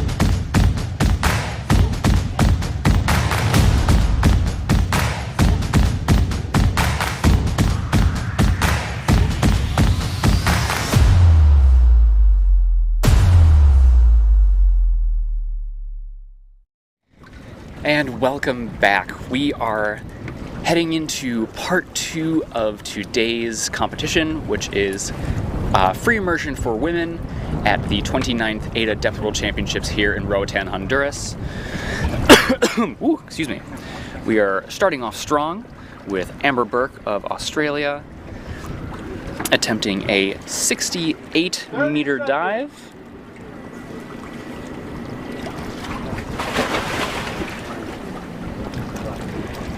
And we should see a pretty awesome performance here from Amber. Amber's been here training in Roatan for, for the last few weeks. She basically came directly here from Burke, Bulgaria, where she competed in the AIDA Pool World Championships. Let's see. 5, 6, 7, 8, 9, 10. On the line, we have Amber Burke representing Australia. The announced depth is 68 meters. Dive time is 2 minutes 50. 250. Okay. 20 down.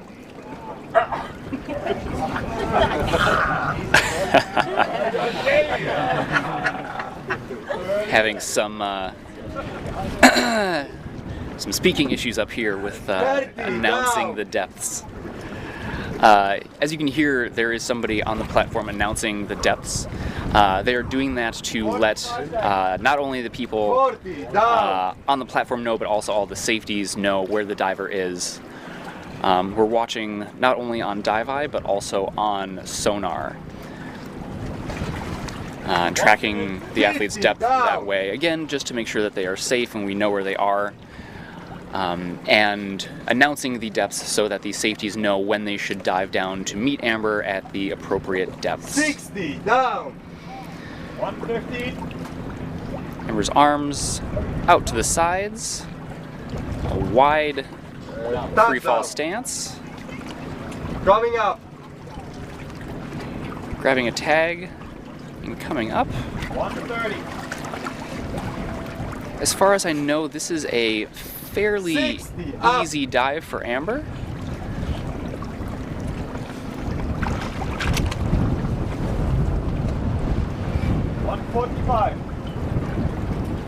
Although offhand I don't have any depth information for her.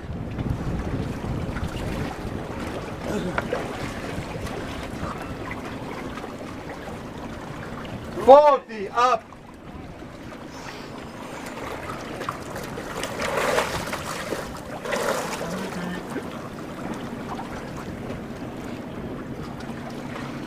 Slow but strong 30, pulls. Up. Diver with safety.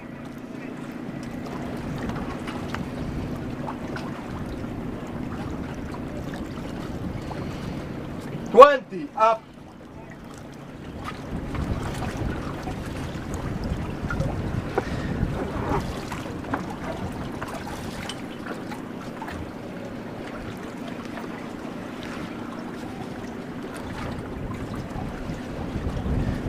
Floating up to the surface, riding that positive buoyancy. Getting strong recovery breaths. Removing the facial equipment, giving the okay sign, and saying I am okay. So that is a clean surface protocol for Amber. Showing the tag, big smile as the bonus.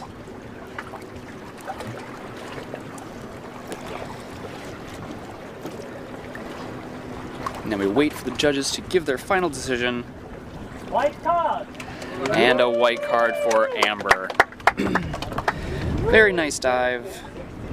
68 meters. Beautiful dive.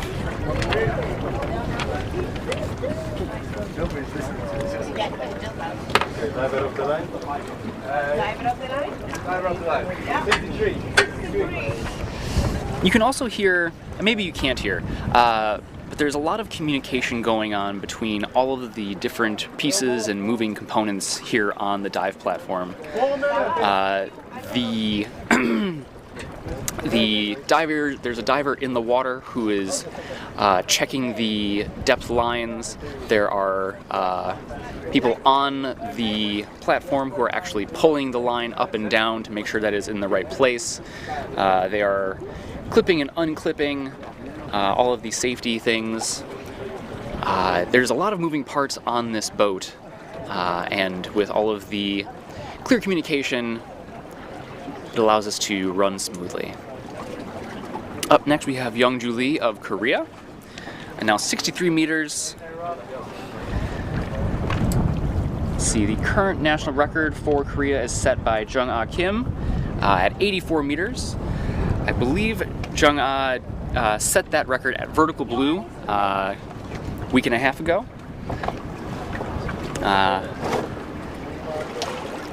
3 minutes.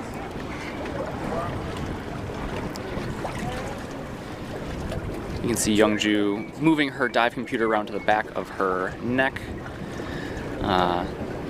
If it's flopping around too much, or if it's in front of your, in the front part of your neck weight, it can bump you in the chin or push up against funny on your throat or your glottis.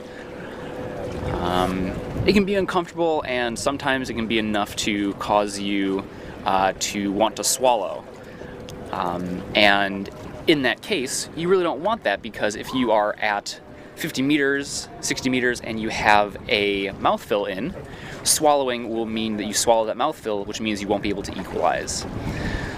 So it's important for a neck weight to sort of be either loose around the neck, in the front, around the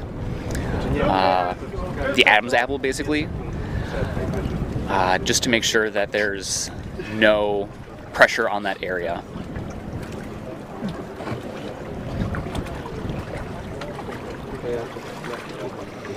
Hi Bartosz, good to see you. Welcome back.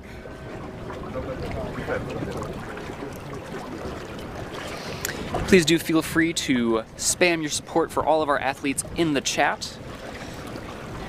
Something else to note is if you guys have any questions that you want to ask or have answered about the athletes, about their dives, feel free to post them in the live stream.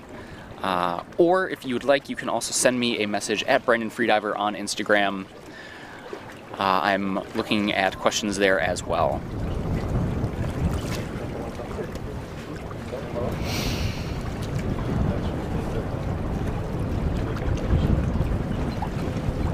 One minute.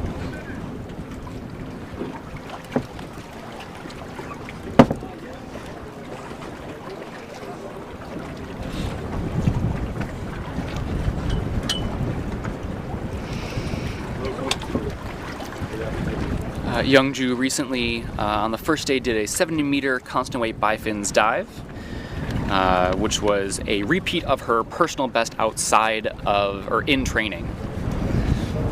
30 seconds. Something that you'll notice that we haven't talked about yet is that some of our divers are wearing what's called fluid goggles. They are goggles that you fill with water and have, you can sort of see, they have interesting little circles in the front part of the eye. Those actually act as glasses basically underwater that will make it so that even though they're filled with water, you can see more clearly. Divers wear fluid goggles because if they were to wear a mask, that is an extra airspace that they need to put air into to equalize. And since we're diving to these deep depths, it requires that these athletes, or it means that these athletes need to be equalizing all of these places a lot, and they want to be conserving all of that air for just equalizing their ears instead. So by filling that airspace that would normally be there with a mask or with goggles with water, you are able to actually just dive normally and not have to worry about equalizing it. As we spoke about on the other day, Youngju has moved to move her fingers over her lips to keep her mouthfeel in. You can add a little bit more air into your mouth for your mouthfeel if you put you can put just a single finger over your lips, and that can be enough to hold in a little bit of extra air. And you can try this at home if you want. You can put your finger over your lips 60 down, and fill your mouth completely with air. And then if you remove your finger, a little bit of air should escape through your lips. That means you've done it correctly. If no air escapes, that means you could have put even more air into your mouthfeel. 130. Okay, Youngju is on her way up.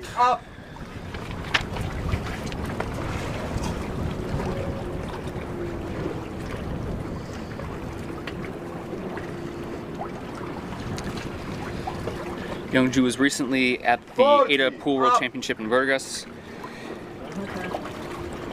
where she did a 5-minute static, 168 meter dynamic, 184 meter dynamic bifins. 30 up, diver with safety. Okay.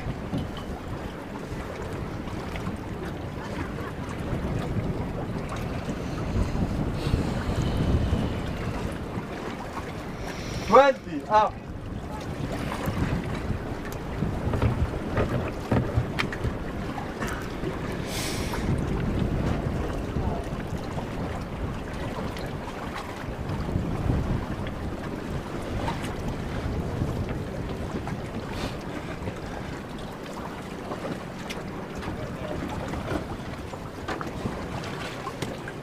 Grabbing up nice and high on the line.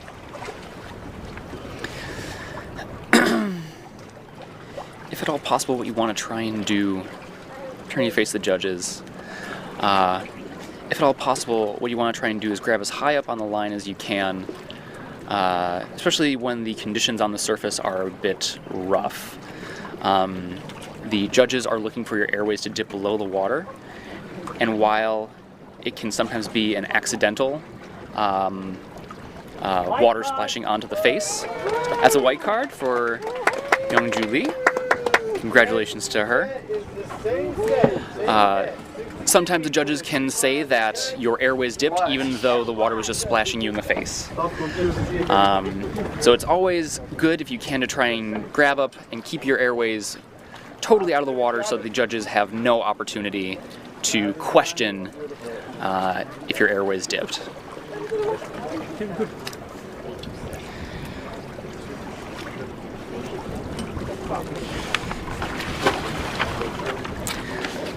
Bartosz, you asked if I was going to be diving. I'm not competing during this competition, but I did just jump in the water during the break. It was lovely. Water must be 28, 29 degrees. Crystal clear. It's such... the conditions here are insane. I watched the dive, I go down to like 30, and it's crystal clear. You can see the line the whole way. It's nuts, you guys. If you ever get a chance, come to Roatan, come dive. You will not be disappointed. Roatan is definitely one of the premier dive locations in the world. I mean, again, as we were saying yesterday, the shore is right there. You have unlimited depth. I don't know, very close to shore. 5-minute boat ride. There's coral. There's beautiful fish. There's some shark diving. There's I believe spotted eagle rays here. Turtles. Some big fish. It's a really beautiful and fantastic place. Definitely come check it out if you're looking for a diving location and a vacation location, because you can do both here. Cool. Up next we have Clementine Murray of France. She's announced 63 meters, same as Youngju.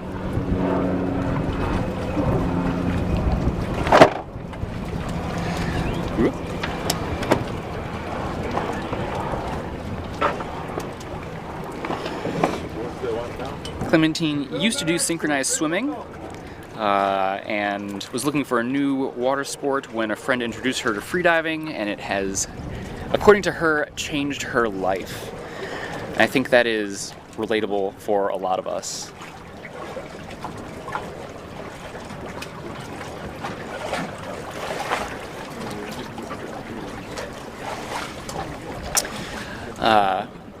I asked her what her favorite dive was, and she actually brought up the No Fins Day of the Development World Championship in Limassol last year. That day, the current was so bad for the women that eventually we actually canceled the day's dives because of how bad it was. But she says that her dive that day was enjoyable because she had to focus and she was so full of determination that she was just able to sort of push through and do a 45-meter constant weight no fins dive. And in those conditions, it was more like you were diving 55, if not more, depth. Because again, with constant weight no fins, you are not allowed to pull on the line. You also do not have fins to use. So you're doing what is essentially a modified breaststroke. It's a very oversimplified way of saying it, but essentially a modified breaststroke technique underwater to swim up and down. And as a result, if there's a lot of current, your body is always going to be at an angle. It's always going to be blown off the line. And so you're not just swimming up, you're swimming back to the line. So that adds more time onto your dive, more depth onto the dive essentially, and more time underwater. And so that day was very intense, but she marks it as her best and most fun dive, which I think says a lot about her and her tenacity. We have Clementine Murray representing France. The announced depth is 63 meters. Dive time is 2 minutes 30 seconds. 2, 3, oh. as we were saying earlier, free immersion is one of the easiest ways to get into freediving. It's a very relaxing discipline. You can go as fast or as slow as you want, especially when you're beginning to play around with the technique and the discipline. It's one that if you have a long breath hold, can be absolutely amazing. Personally, it's my favorite discipline, partially because my other favorite discipline is static, and I can just take my sweet, sweet time going down the line and then sweet, sweet time coming back up. 1 minute. 50, down. But a lot of people really like it just for the fun, the ease, and the relaxation that you can get off of it. It's probably one of the most relaxing disciplines. Touchdown. At least I would say. I'm sure other people would disagree with me, but that's what I'm going to go with.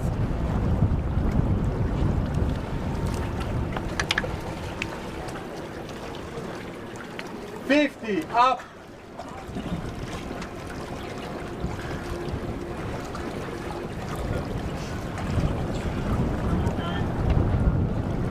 $40 up.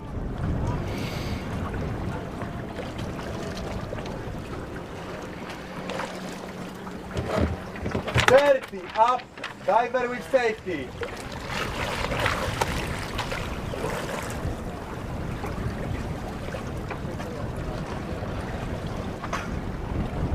$20 up. Diver inside and okay.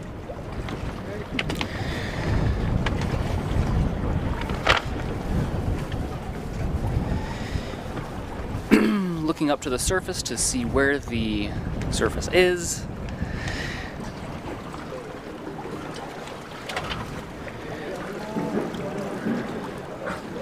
Big smile on her face. She is okay. Generally, you don't normally want to look up, just because it adds a bit of extra pressure and stress onto your neck, and it does pull you out of position a little bit. If you look up, you can add a bend into your back, and that can then add, it can sort of throw you out of streamline. But sometimes you just got to know where the line is. So that's a white card. Nice and easy dive for Clementine. 63 meters. We're going to go 1 up. Divers still on the line. Again, Christian in the water. Go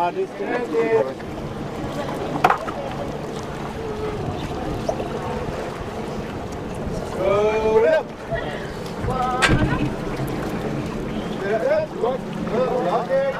Lock and loaded. Okay.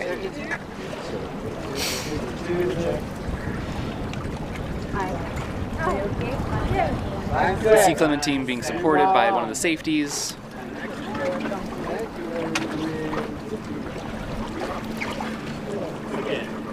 Very nice dive. Just being pulled out of the dive area.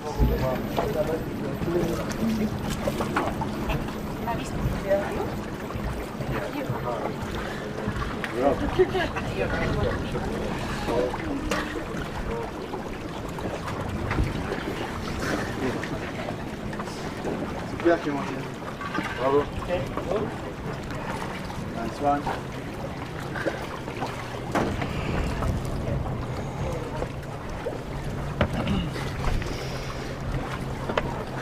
Okay.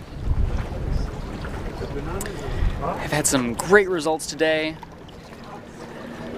As far as I can remember, all white cards? I believe all white cards. So, absolutely what we love to see. Looking forward to more white cards as we move ahead. Let's see. What can I tell you guys about? We're getting close to the end of today. We have 1, 2, 3, 4, 5, 6, 7 more divers. A few more national record attempts. We have a national record attempt from Mia Ho of Chinese Taipei. We also have Ana Rivera of Honduras attempting a national record of 40 meters.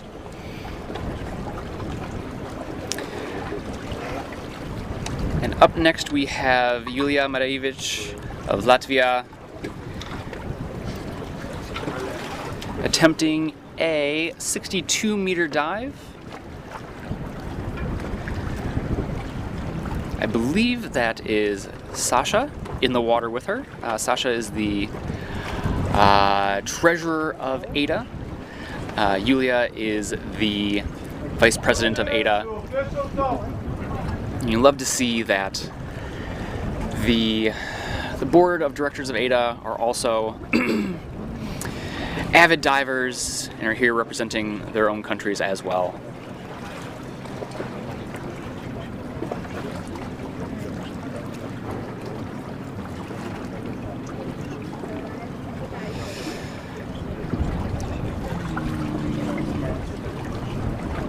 One minute, 30 seconds.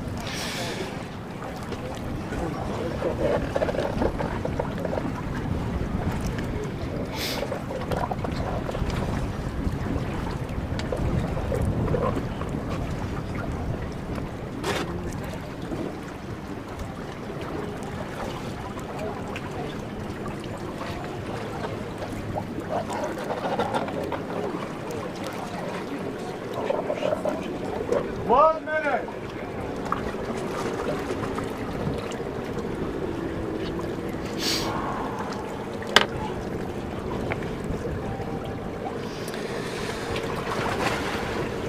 Sorry guys, I'm quickly going through all of my social medias, looking for any questions that you guys may have. Again, if you do, you can post them either in the live chat on the YouTube stream, or you can send them to my Instagram directly at Brandon Freediver.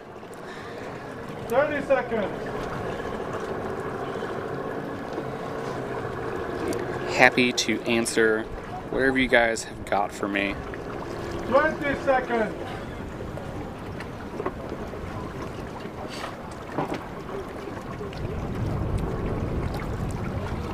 10. 5, 4, 3, 2, 1. Official top. Bartosz, I will let Chris know that you say hello. 6, 7, 8, 9, 10. Our diver is Yulia Mariewicz from Latvia. We now get to 62 meters.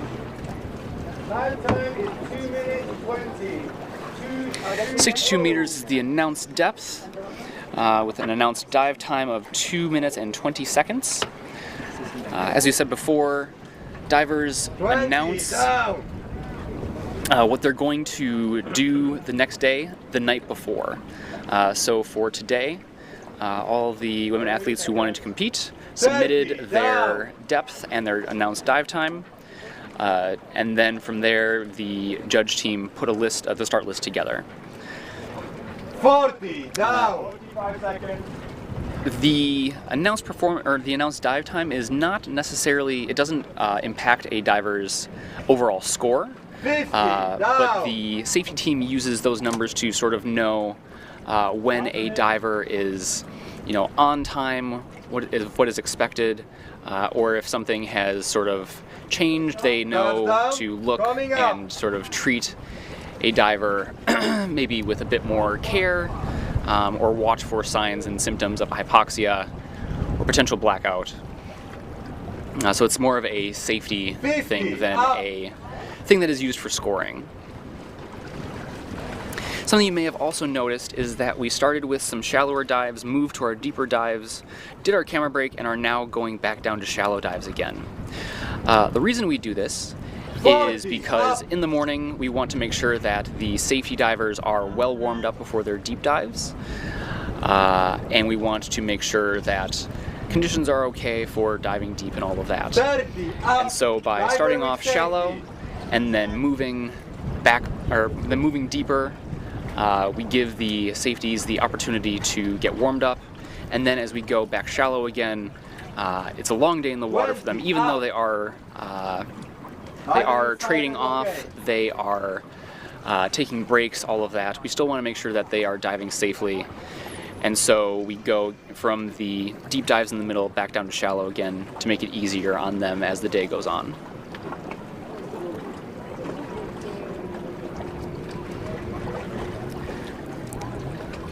Smiling to the dive eye.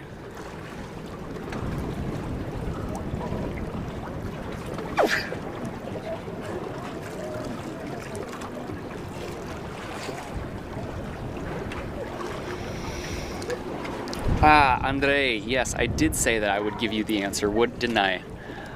Okay, let me think about that.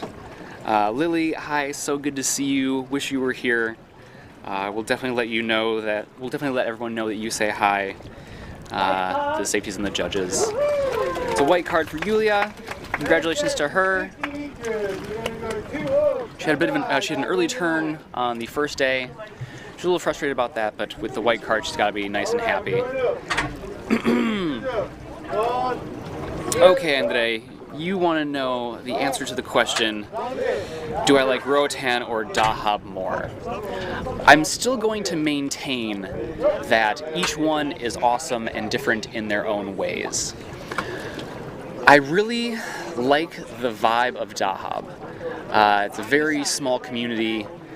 It's very close together, proximity.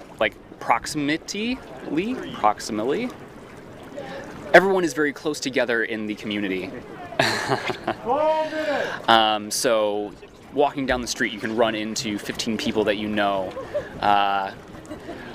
You walk down the street having a meeting to go to or looking for a coffee shop to go get some Wi-Fi at, and you run into someone who's having breakfast, and you're like, oh, well, come hang out for a little bit. And then, you leave, you're just like, I have to go to work. And you find some friends at the juice stand. So you're like, okay, I guess I'll stop for a little bit and have some juice. And then, at the dive location, you're like, oh, well, I'll order something. Oh, my friends are just coming out. I'll stop and say hi to them. And it's a very close and tight-knit community that I really, really love. Let's see. Roatan, though, the food is fantastic. Definitely been enjoying a lot of the walking along the beach. I have to say the Dahab rocks hurt my sensitive feet, whereas the soft sand here is very nice on my feet. The water's really warm here at the moment, although I know that the water temperatures do change. As far as I know, Roatan is warm basically all year round, whereas in Dahab it can kind of get a little bit cold and then very hot. Man, I don't know, really, both places have beautiful dive locations, beautiful things to see. El Bells in Dahab is amazing. I haven't had an opportunity to do much fun diving here yet, but I will be doing that on the makeup day, if we get a makeup day. Hopefully we won't have to use the makeup day on the last day, which will mean that I will have the opportunity to just go around and explore. I think it's also important for me to say that I've spent a month in Dahab, and I was able to actually fully immerse myself there, staying with friends, hanging out with people, whereas here in Roatan, I've mostly been working. I show up to the boat, do commentary, do my Instagram stuff, get off the boat, go eat, go home, prepare for the next day, go eat, go to bed. So I haven't had ample enough time to actually fully experience Roatan, especially in the way that I would like to. But I could see it definitely being an amazing place to come live and dive and spend good quality time here. So hopefully, Andre, that answers your question.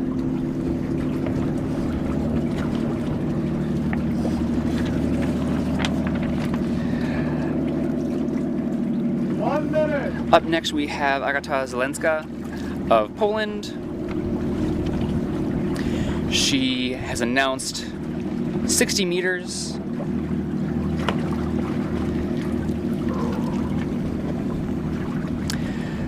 Something that I love about freedivers is our liberal use of pool noodles. As you've seen throughout the day, there are pool noodles that are duct taped together. You saw in Agatha, she also had a pool noodle wrapped around her snorkel. As we can see, she breathes up with the snorkel in her mouth and her face in the water. And as such, all she has to do when she's ready to start her dive is spit the snorkel out of her mouth, and either a safety or her coach will go and get it. But with the pool noodle wrapped around it, it's not going to drop into the abyss of the blue.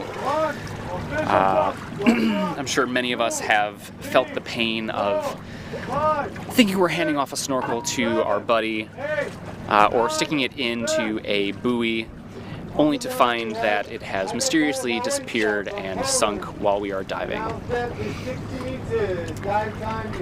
And if I'm the only one, well, then so be it. 20 down.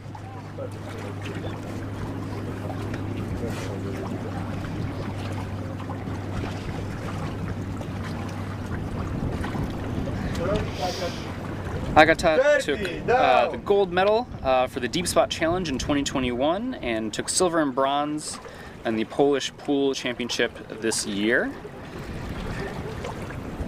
40 down. 45 seconds.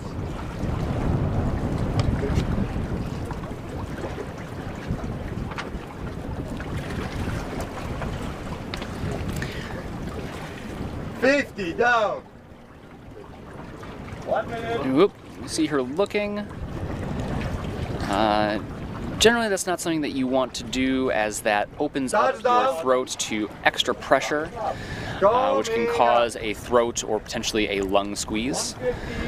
As I said earlier today, lung squeezing is a pressure-related injury where basically by stretching the tissue, the pressure in the lungs increases even more and basically pulls the blood to the surface, which is obviously not great. 40 up. But Agatha's looking good and strong here.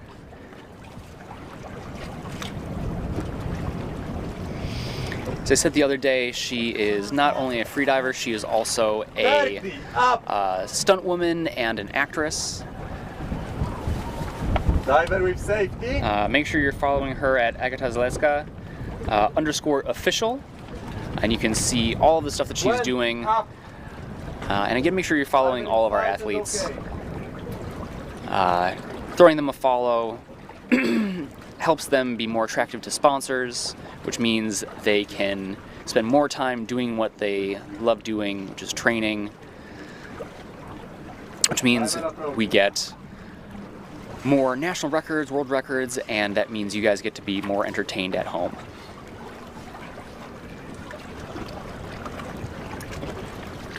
Okay.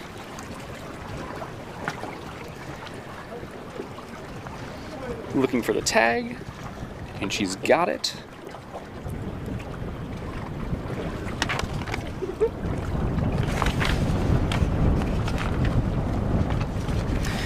Wind is picking up here a little bit on the surface. That is a white card for Agatha. Posing for the photo.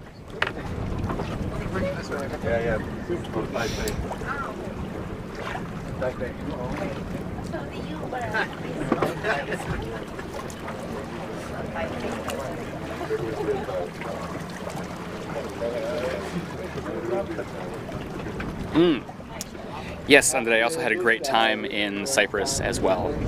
I actually just also came not only from Thailand, Phuket, but also from Bali. I spent a month in Bali last month working at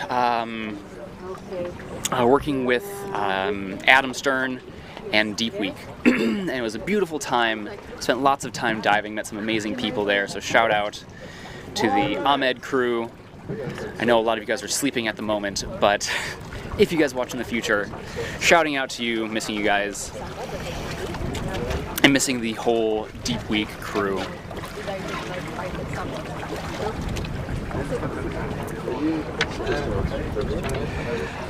Yeah, Draconian Mermaid says, I'm a newly qualified freediver and only recently discovered the sport. Watching this makes me want to try it competitively. You should absolutely try it competitively.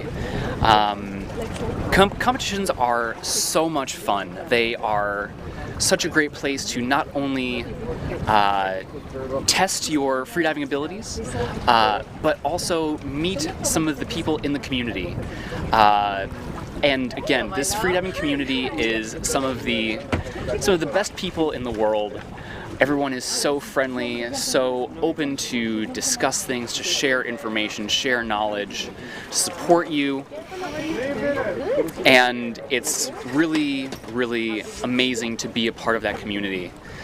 And so I definitely recommend trying a local competition. They are tons of fun. And depending on where you are in the world, there are competitions running at all times. We always often see, there's Vertical Blue, this competition, other competitions that are shown online. But really, certain times of the year, there are competitions going each week all around the world. So you can go to the AIDA International website and you can see the event list going on. I believe you can also search by location. So yeah, check it out, see what competitions are going on in your local area, and definitely sign up for one. They're tons of fun. You'll meet some really cool people and have a great time. It will help me recover faster. 2 minutes.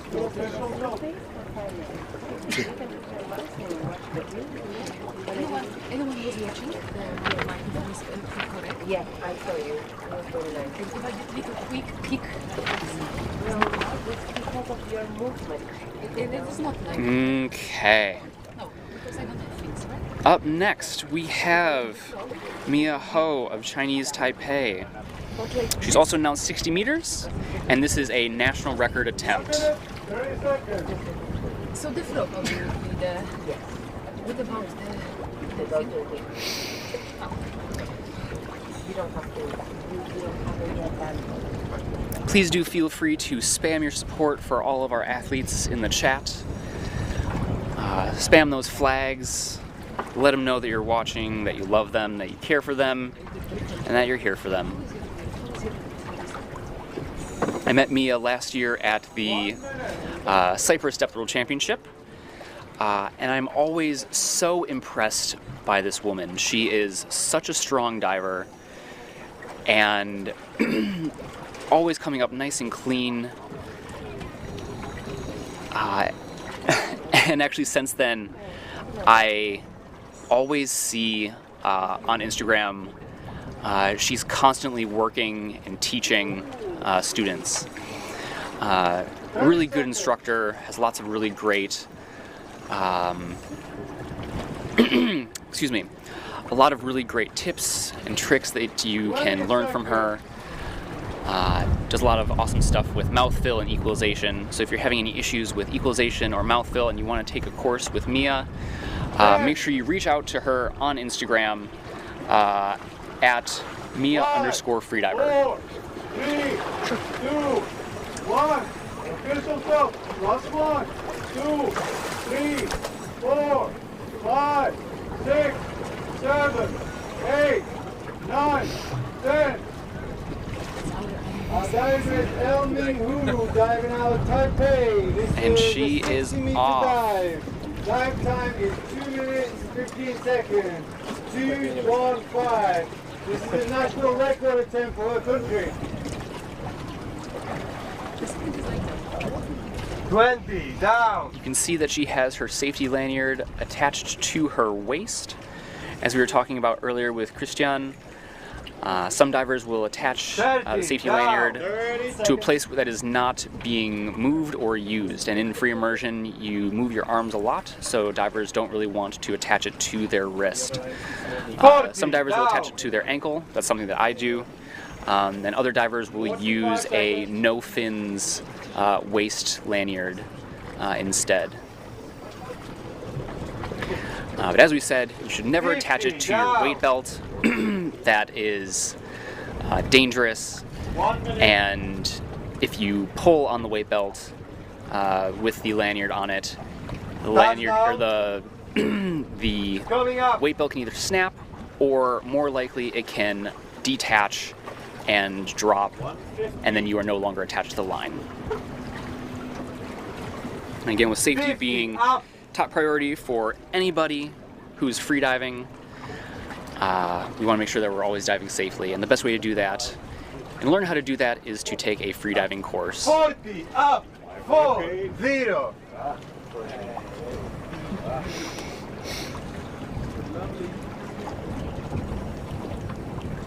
Dirty up, diver with safety.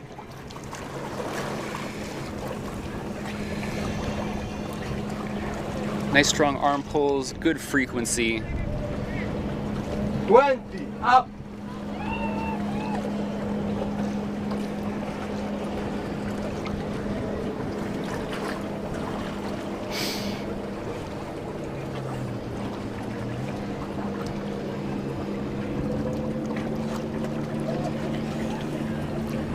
Mia, as you can see, is supported by one of our event sponsors, Atmos. They produce amazing dive computers. I wear one myself. Absolutely love it. Highly recommend to check out for anybody who's interested.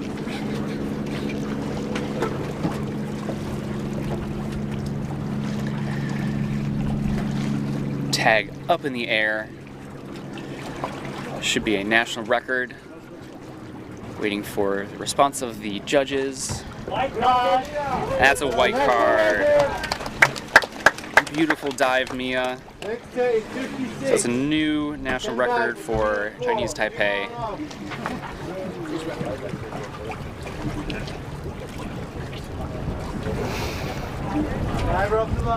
Beautiful dive. She should be very proud of that.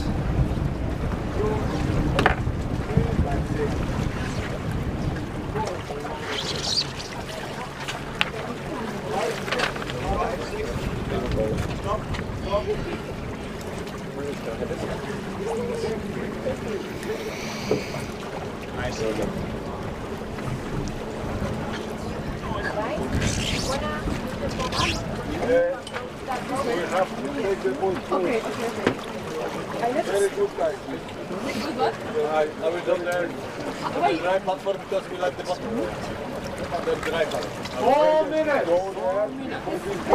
Come here, there is the corridor, and there the boat will come to take you out. Yes, Getting a little bit of surface movement up here. Also getting a little distracted by the conversations happening around me. Sorry about that. Up next, we have... let's take a look quickly here at the results so far. Had some amazing, awesome dives, looking at all these white cards.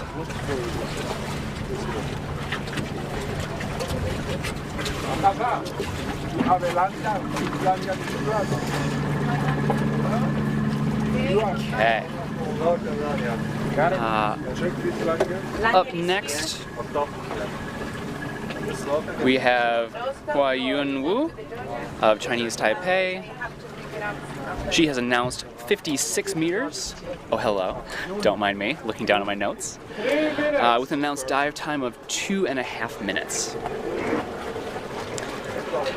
As we're getting towards the end of today, give another quick shout out to all of our event sponsors, Atmos, Double K, Paradise Hotel, and the Mayan Princess Resort.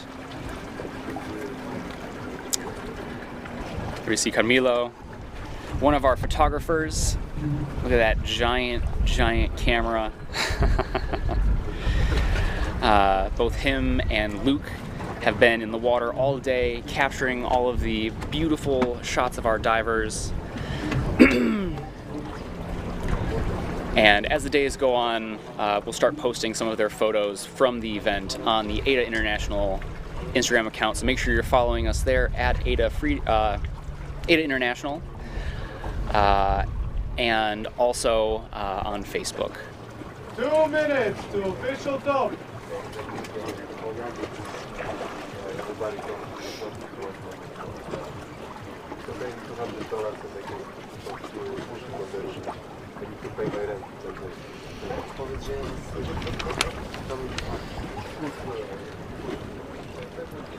Yes.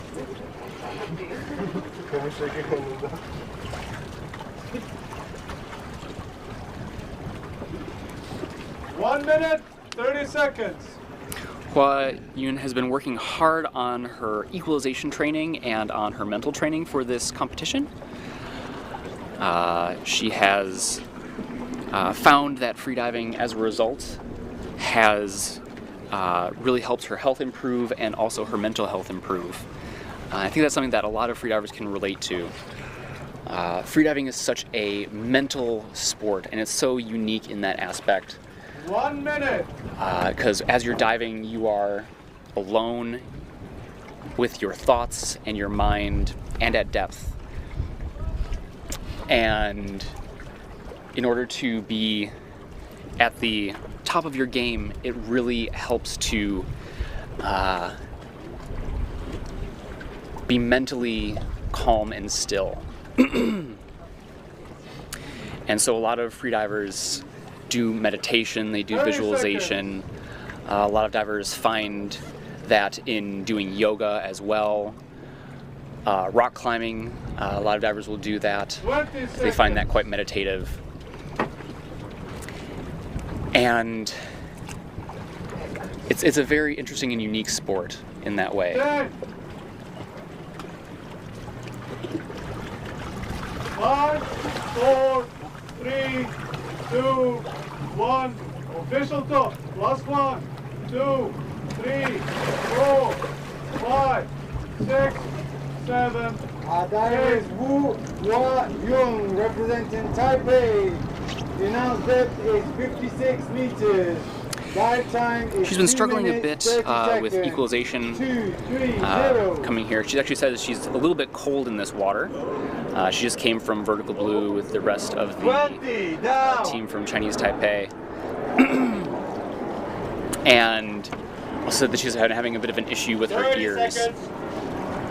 30, down. She was able to do her 45 meter, I believe she announced 45 meters on the first day for constant weight bifins. And she did achieve that dive. 40, down. 45 seconds. We'll see how she goes today. I mean, every day is different with equalization. Continuing to pull down to the bottom. 50, down. 1 minute. Early turn, not 50. Do you have early turn, not 50. an early turn here?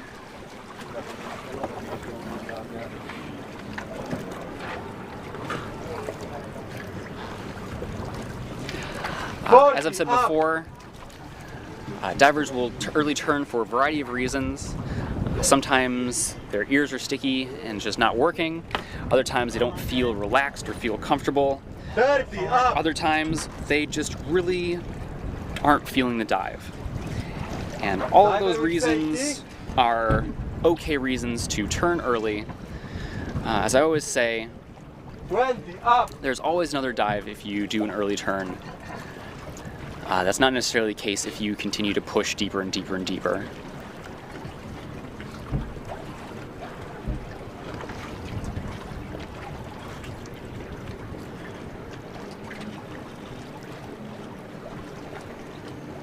Diver approaching. Okay. She's up. Turning towards the judges, giving the okay sign. Believe she said I'm okay.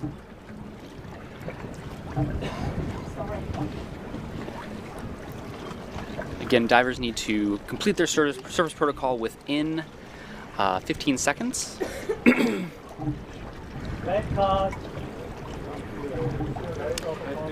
Ooh, so that's a red card. She may not have completed the surface protocol in time. Next set is the same set. We'll have to see what the results are officially on after judges review them. As we said a few times, the results that we are announcing here at the moment are unofficial, pending review by the judges. Upon review, they release their final results. The athletes then have an opportunity to protest those results if they would like. A protest process then occurs, and then after that happens, everyone, then the final results are released. 51.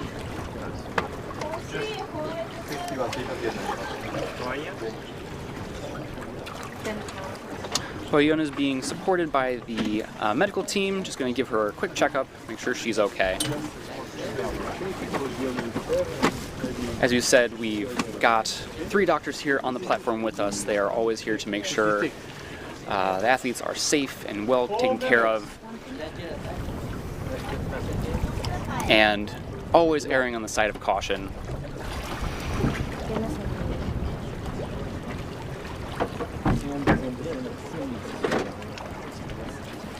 Cool. Up next, we have Ayumi Ishizaka of Japan, who will be attempting a 56-meter dive.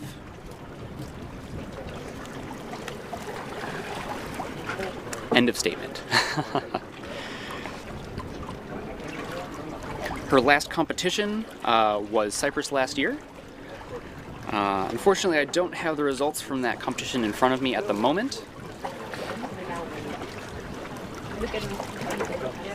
She has written down that her personal best is 53 meters, although I don't know for what discipline that is.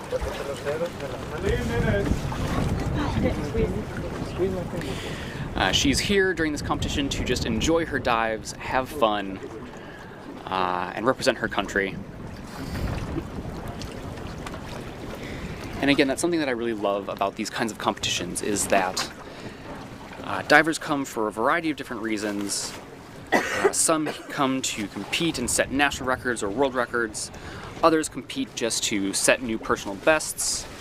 And others still just come to hang out, have fun, make new friends, all of that.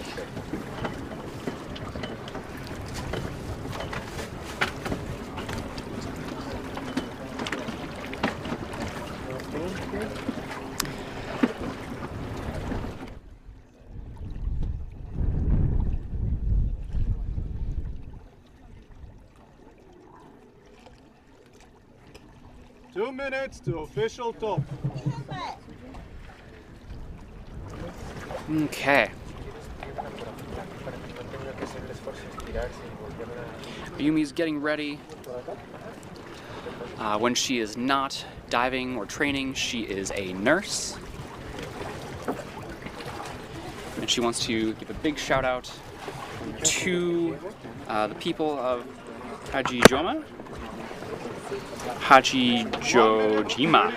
excuse me, and their teammates.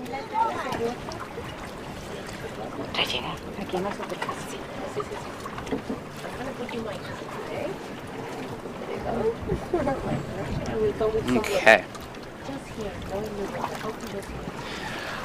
She began freediving actually the same way that I did, by watching a YouTube video. Personally for me, I watched Guillaume Nery's One Breath Around the World a few years ago, and was like, wow, that is super cool. I would like to try that. And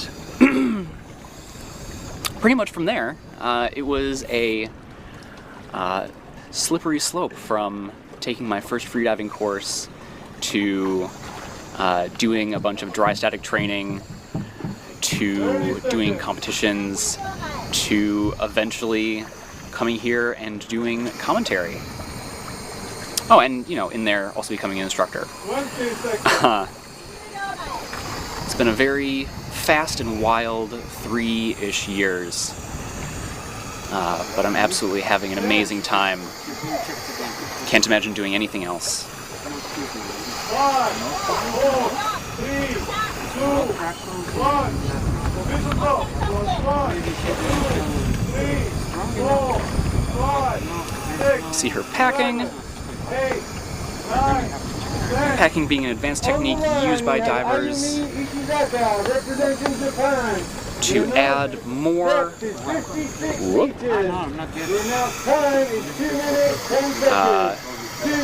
Advanced technique used by divers to add more air into their lungs, primarily to be able to equalize deeper, but also in order to add a little bit more oxygen. We can see Pim, one of our main judges, holding the line. He is feeling for the poles, and that's a sign to let him know where the diver is and what she's doing.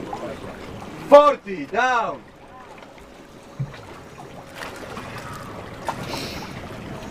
Ayumi is holding her nose. She is wearing a low volume face mask, 50, down! Which means that her mask is filled with air, which also means that she needs to equalize that airspace as she goes deeper. Touchdown! Coming up! Touching down, grabbing a tag, coming back up. 50, up! She keeps her fingers on her nose on the way down, because if she didn't, all of the air in her oral and nasal cavity would get sucked into her mask. Turning to face the dive eye. You make some nice eye contact. 30, up! Diver with safety!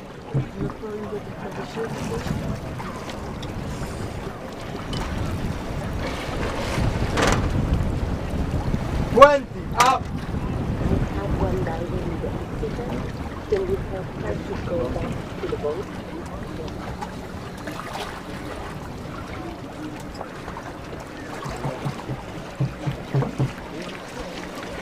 Waving to the camera. Diver approaching.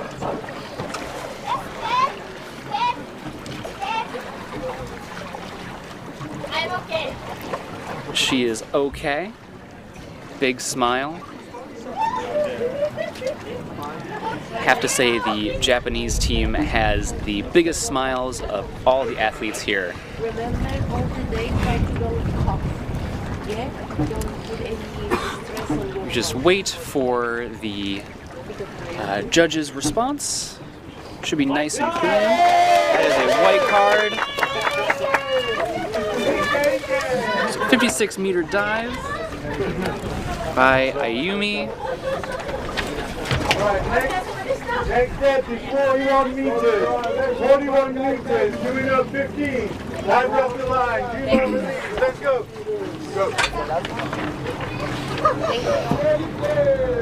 Beautiful dive. Easy dive.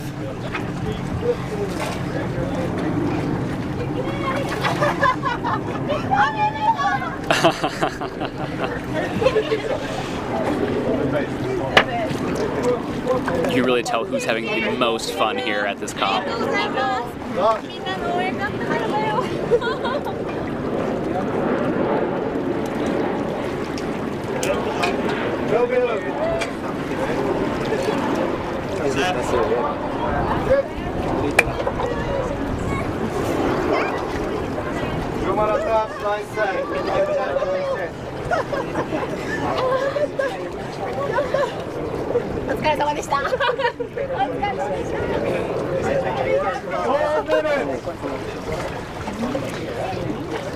All the photos, all the selfies. Love to see it.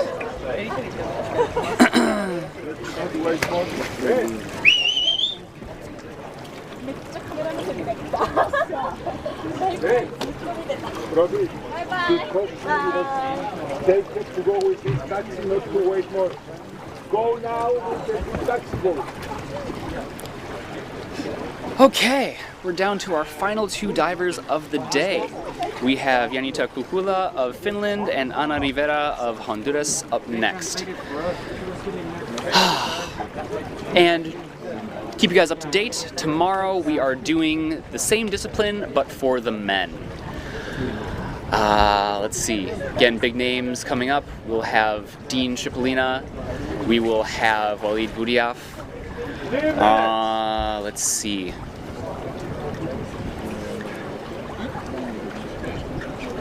Others.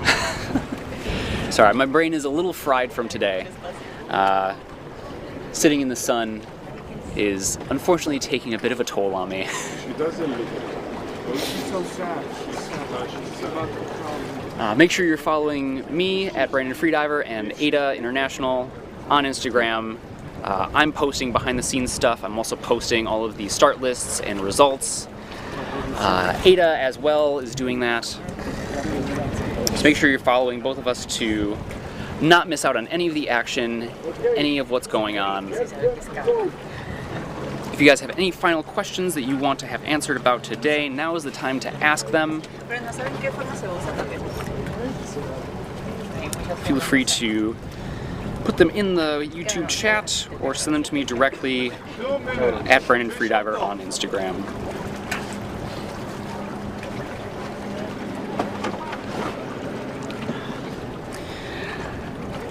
Isaac Pearson asks, how do athletes acquire sponsorships? I'd love to compete and set records, but dang, money emoji. Yeah, agreed. Primarily, the athletes get sponsorships by having a large social media following. It's one of the biggest ways. If athletes are doing deep dives, it's easier for them to be seen, and a lot of it is them going out and asking companies for support. Locally, going around asking local companies. Yeah, I mean that's sort of the place that we're at the moment. It's sort of a chicken or the egg thing of what comes first: a social media following or doing deep dive and like national record type stuff. But the best place to sort of begin is just with social media. It's free for you to start. Something that a lot of divers will do is will take lots of photos of them doing stuff in cool places. 30 seconds. And just start doing the thing, you know? You know, to be fair, you don't necessarily need the most fancy equipment to start diving. Using a scuba mask, a scuba snorkel, and having a scuba wetsuit or a surf wetsuit and a pair of plastic fins is a perfectly fine place to start. As you go, as you gain more experience, as you start diving deeper, the equipment does start to matter, but even still, I know quite a few divers who are diving 40, 50 meters and are using the same surf suits that they've used their whole lives. They're ratty, they are torn up, and they have so much personality. Up now we have Yanita Kukula of Finland attempting a 41-meter dive. 20, down. You see her using a low-volume mask, which is different from a scuba mask. Scuba masks are generally give a wider field of view. They are further away from the face 30, down. And let a diver see more of their surroundings. A low-volume mask is much closer to the face, sort of wraps around the face, and is designed to make it so that you don't have to put as much air into it. Whoop. Okay. Early turn. And you saw her thinking about it, going for it. But again, as I've said, if it's time to turn, it's time to turn. Something that we always talk about in freediving courses is never riding the flexibility of your ears. If your equalization isn't going right and you're starting to feel that pressure, when you feel it, is already too late. You've missed too many equalizations, and you should just turn around and come back up again. Because the alternative is an ear perforation and a eardrum rupture, which means that basically you have a hole in your eardrum. They do heal, but generally the issue comes from scar tissue. Scar tissue is less flexible than healthy tissue. And along the edges where the scar tissue turns into healthy tissue is where it's very likely to tear again. So you always want to avoid eardrum ruptures as much as possible, and one of the best ways to do that is to never ride the flexibility of your Final ears. depth is 40 meters. We're going 1. So, it's an early turn for Yanita.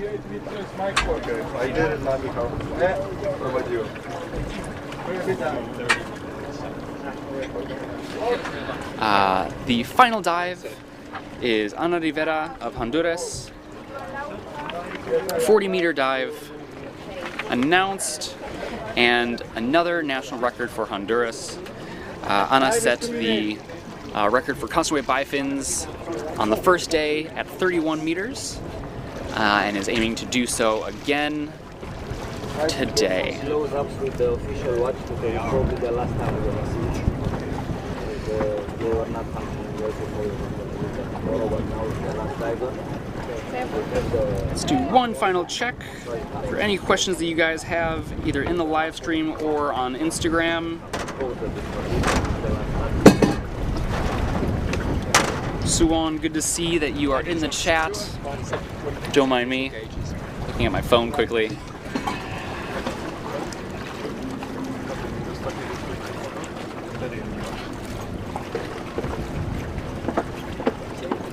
Okay. Let's see.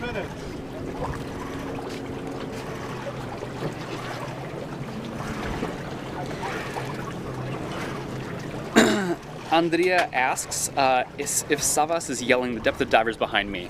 I think that is Savas. I'm not sure offhand. There are a bunch of gruff sounding guys on the platform. Could be Savas, could be somebody else. I'm facing away from everybody, so I don't really know what is happening behind me. There's also a big banner behind me.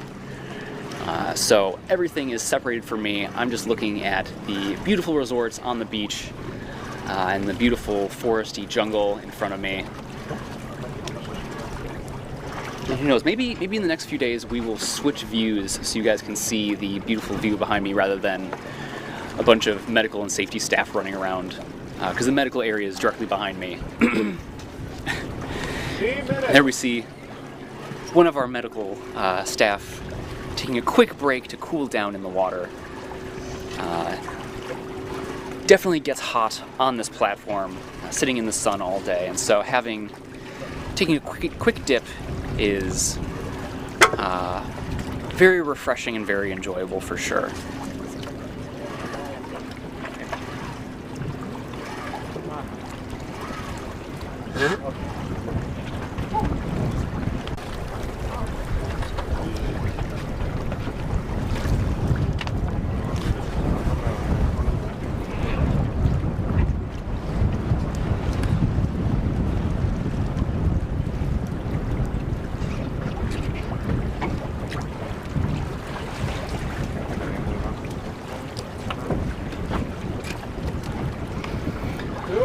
Anna started freediving about 2 years ago, and to see how she faces the challenges.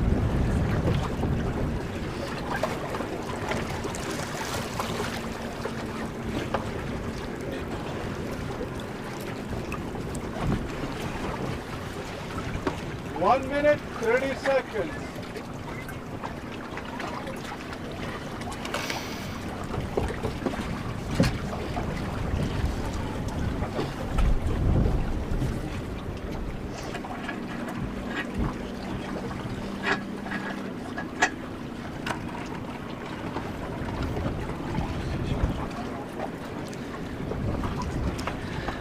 I believe she may be wearing a 3 mil wetsuit. 1 minute. It looks a bit thicker than the other wetsuits that we've seen, and I bring it up because it's always interesting to see what people's sort of baseline for water temperature is. Like when I initially started freediving, I was diving in Cape Town, South Africa, where the water can be, during the summer, 20, 21. maybe 22. In the false bay side, which is generally warmer, the Atlantic side is pretty cold most of the time. The times that I've dove on the Atlantic side, it's been 9 degrees, 10 degrees, and even wearing a 5 mil wetsuit is not nice. But then coming to Cyprus, for example, where the water was 27, 28 degrees, I switched to a 1 mil so fast. And even here, like when I dive, I wear a 1 mil top and board shorts. And then there are others who get cold in this temperature of water and wear a thicker wetsuit. And it's always interesting to me to sort of see what people's baselines are. Come on, 20 now. Okay, final dive of the day. Ana Rivera. 30 down. Nice strong pulls down the line. Legs may be a bit far apart, but nice and relaxed all the same. Coming up. Looks like she may hold the tag in her hand.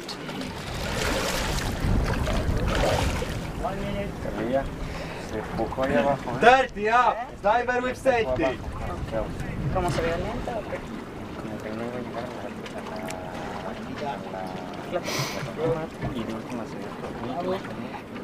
Diving with a tag in your hand is difficult because you can't always get a good grip on the line. That's why you see a lot of divers will shove the tag into their hood at the bottom before they begin pulling, or you will see them wearing Velcro on either like attached to their wetsuit, or they'll wear a wristband or a neckband or something that has Velcro attached to it. They can just slap the tag onto, and then they don't have to worry about it.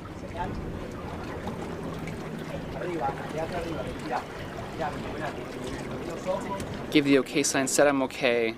Facial equipment removed. Should be a white card.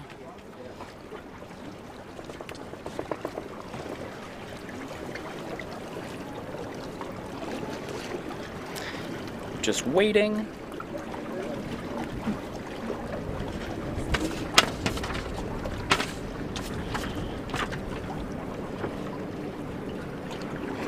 And oh, it's a red card. Apparently her airways dipped below the water. Still a beautiful dive. And definitely the confidence knowing that you can do the dive with the stress of doing the national record attempt on Dive Eye, on the live stream. Definitely that confidence that comes from that is going to be beneficial for her moving forward into the next dives of the competition. Okay, well that is it for today. Please make sure you are joining us Men Day. Make sure you are following me at Brandon Freediver on Instagram, AIDA International on Instagram, on Facebook. Make sure you are following all of our athletes. Make sure you're following our sponsors, Atmos, Double K, the Mayan Princess, and the Paradise Beach Resort. I'm gonna jump in the water, and I will see you guys tomorrow. Have a great day. Bye.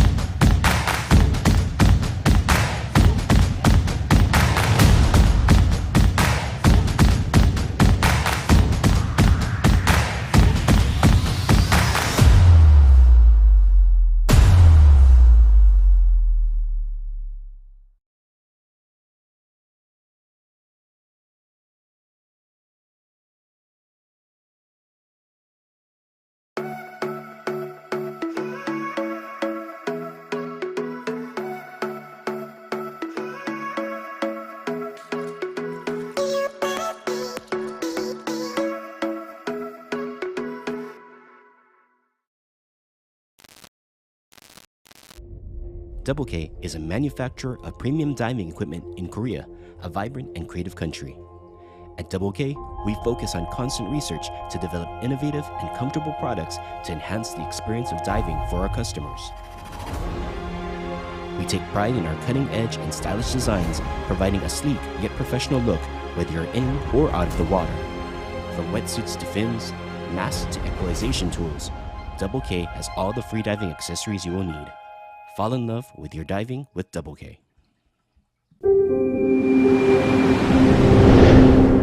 Atmos, inspired by the ocean.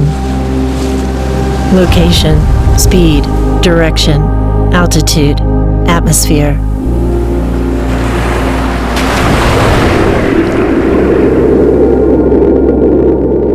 Mission 2 is more than... It follows you wherever you go.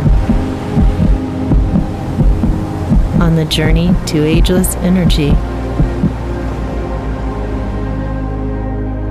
We won't fear the unknown challenges. We won't hold back our curiosity. Your pulse, your tracks, your wake, the direction and achievement in your life. Distance and breath, merging with the ocean flow, our sweat cleansed in the currents.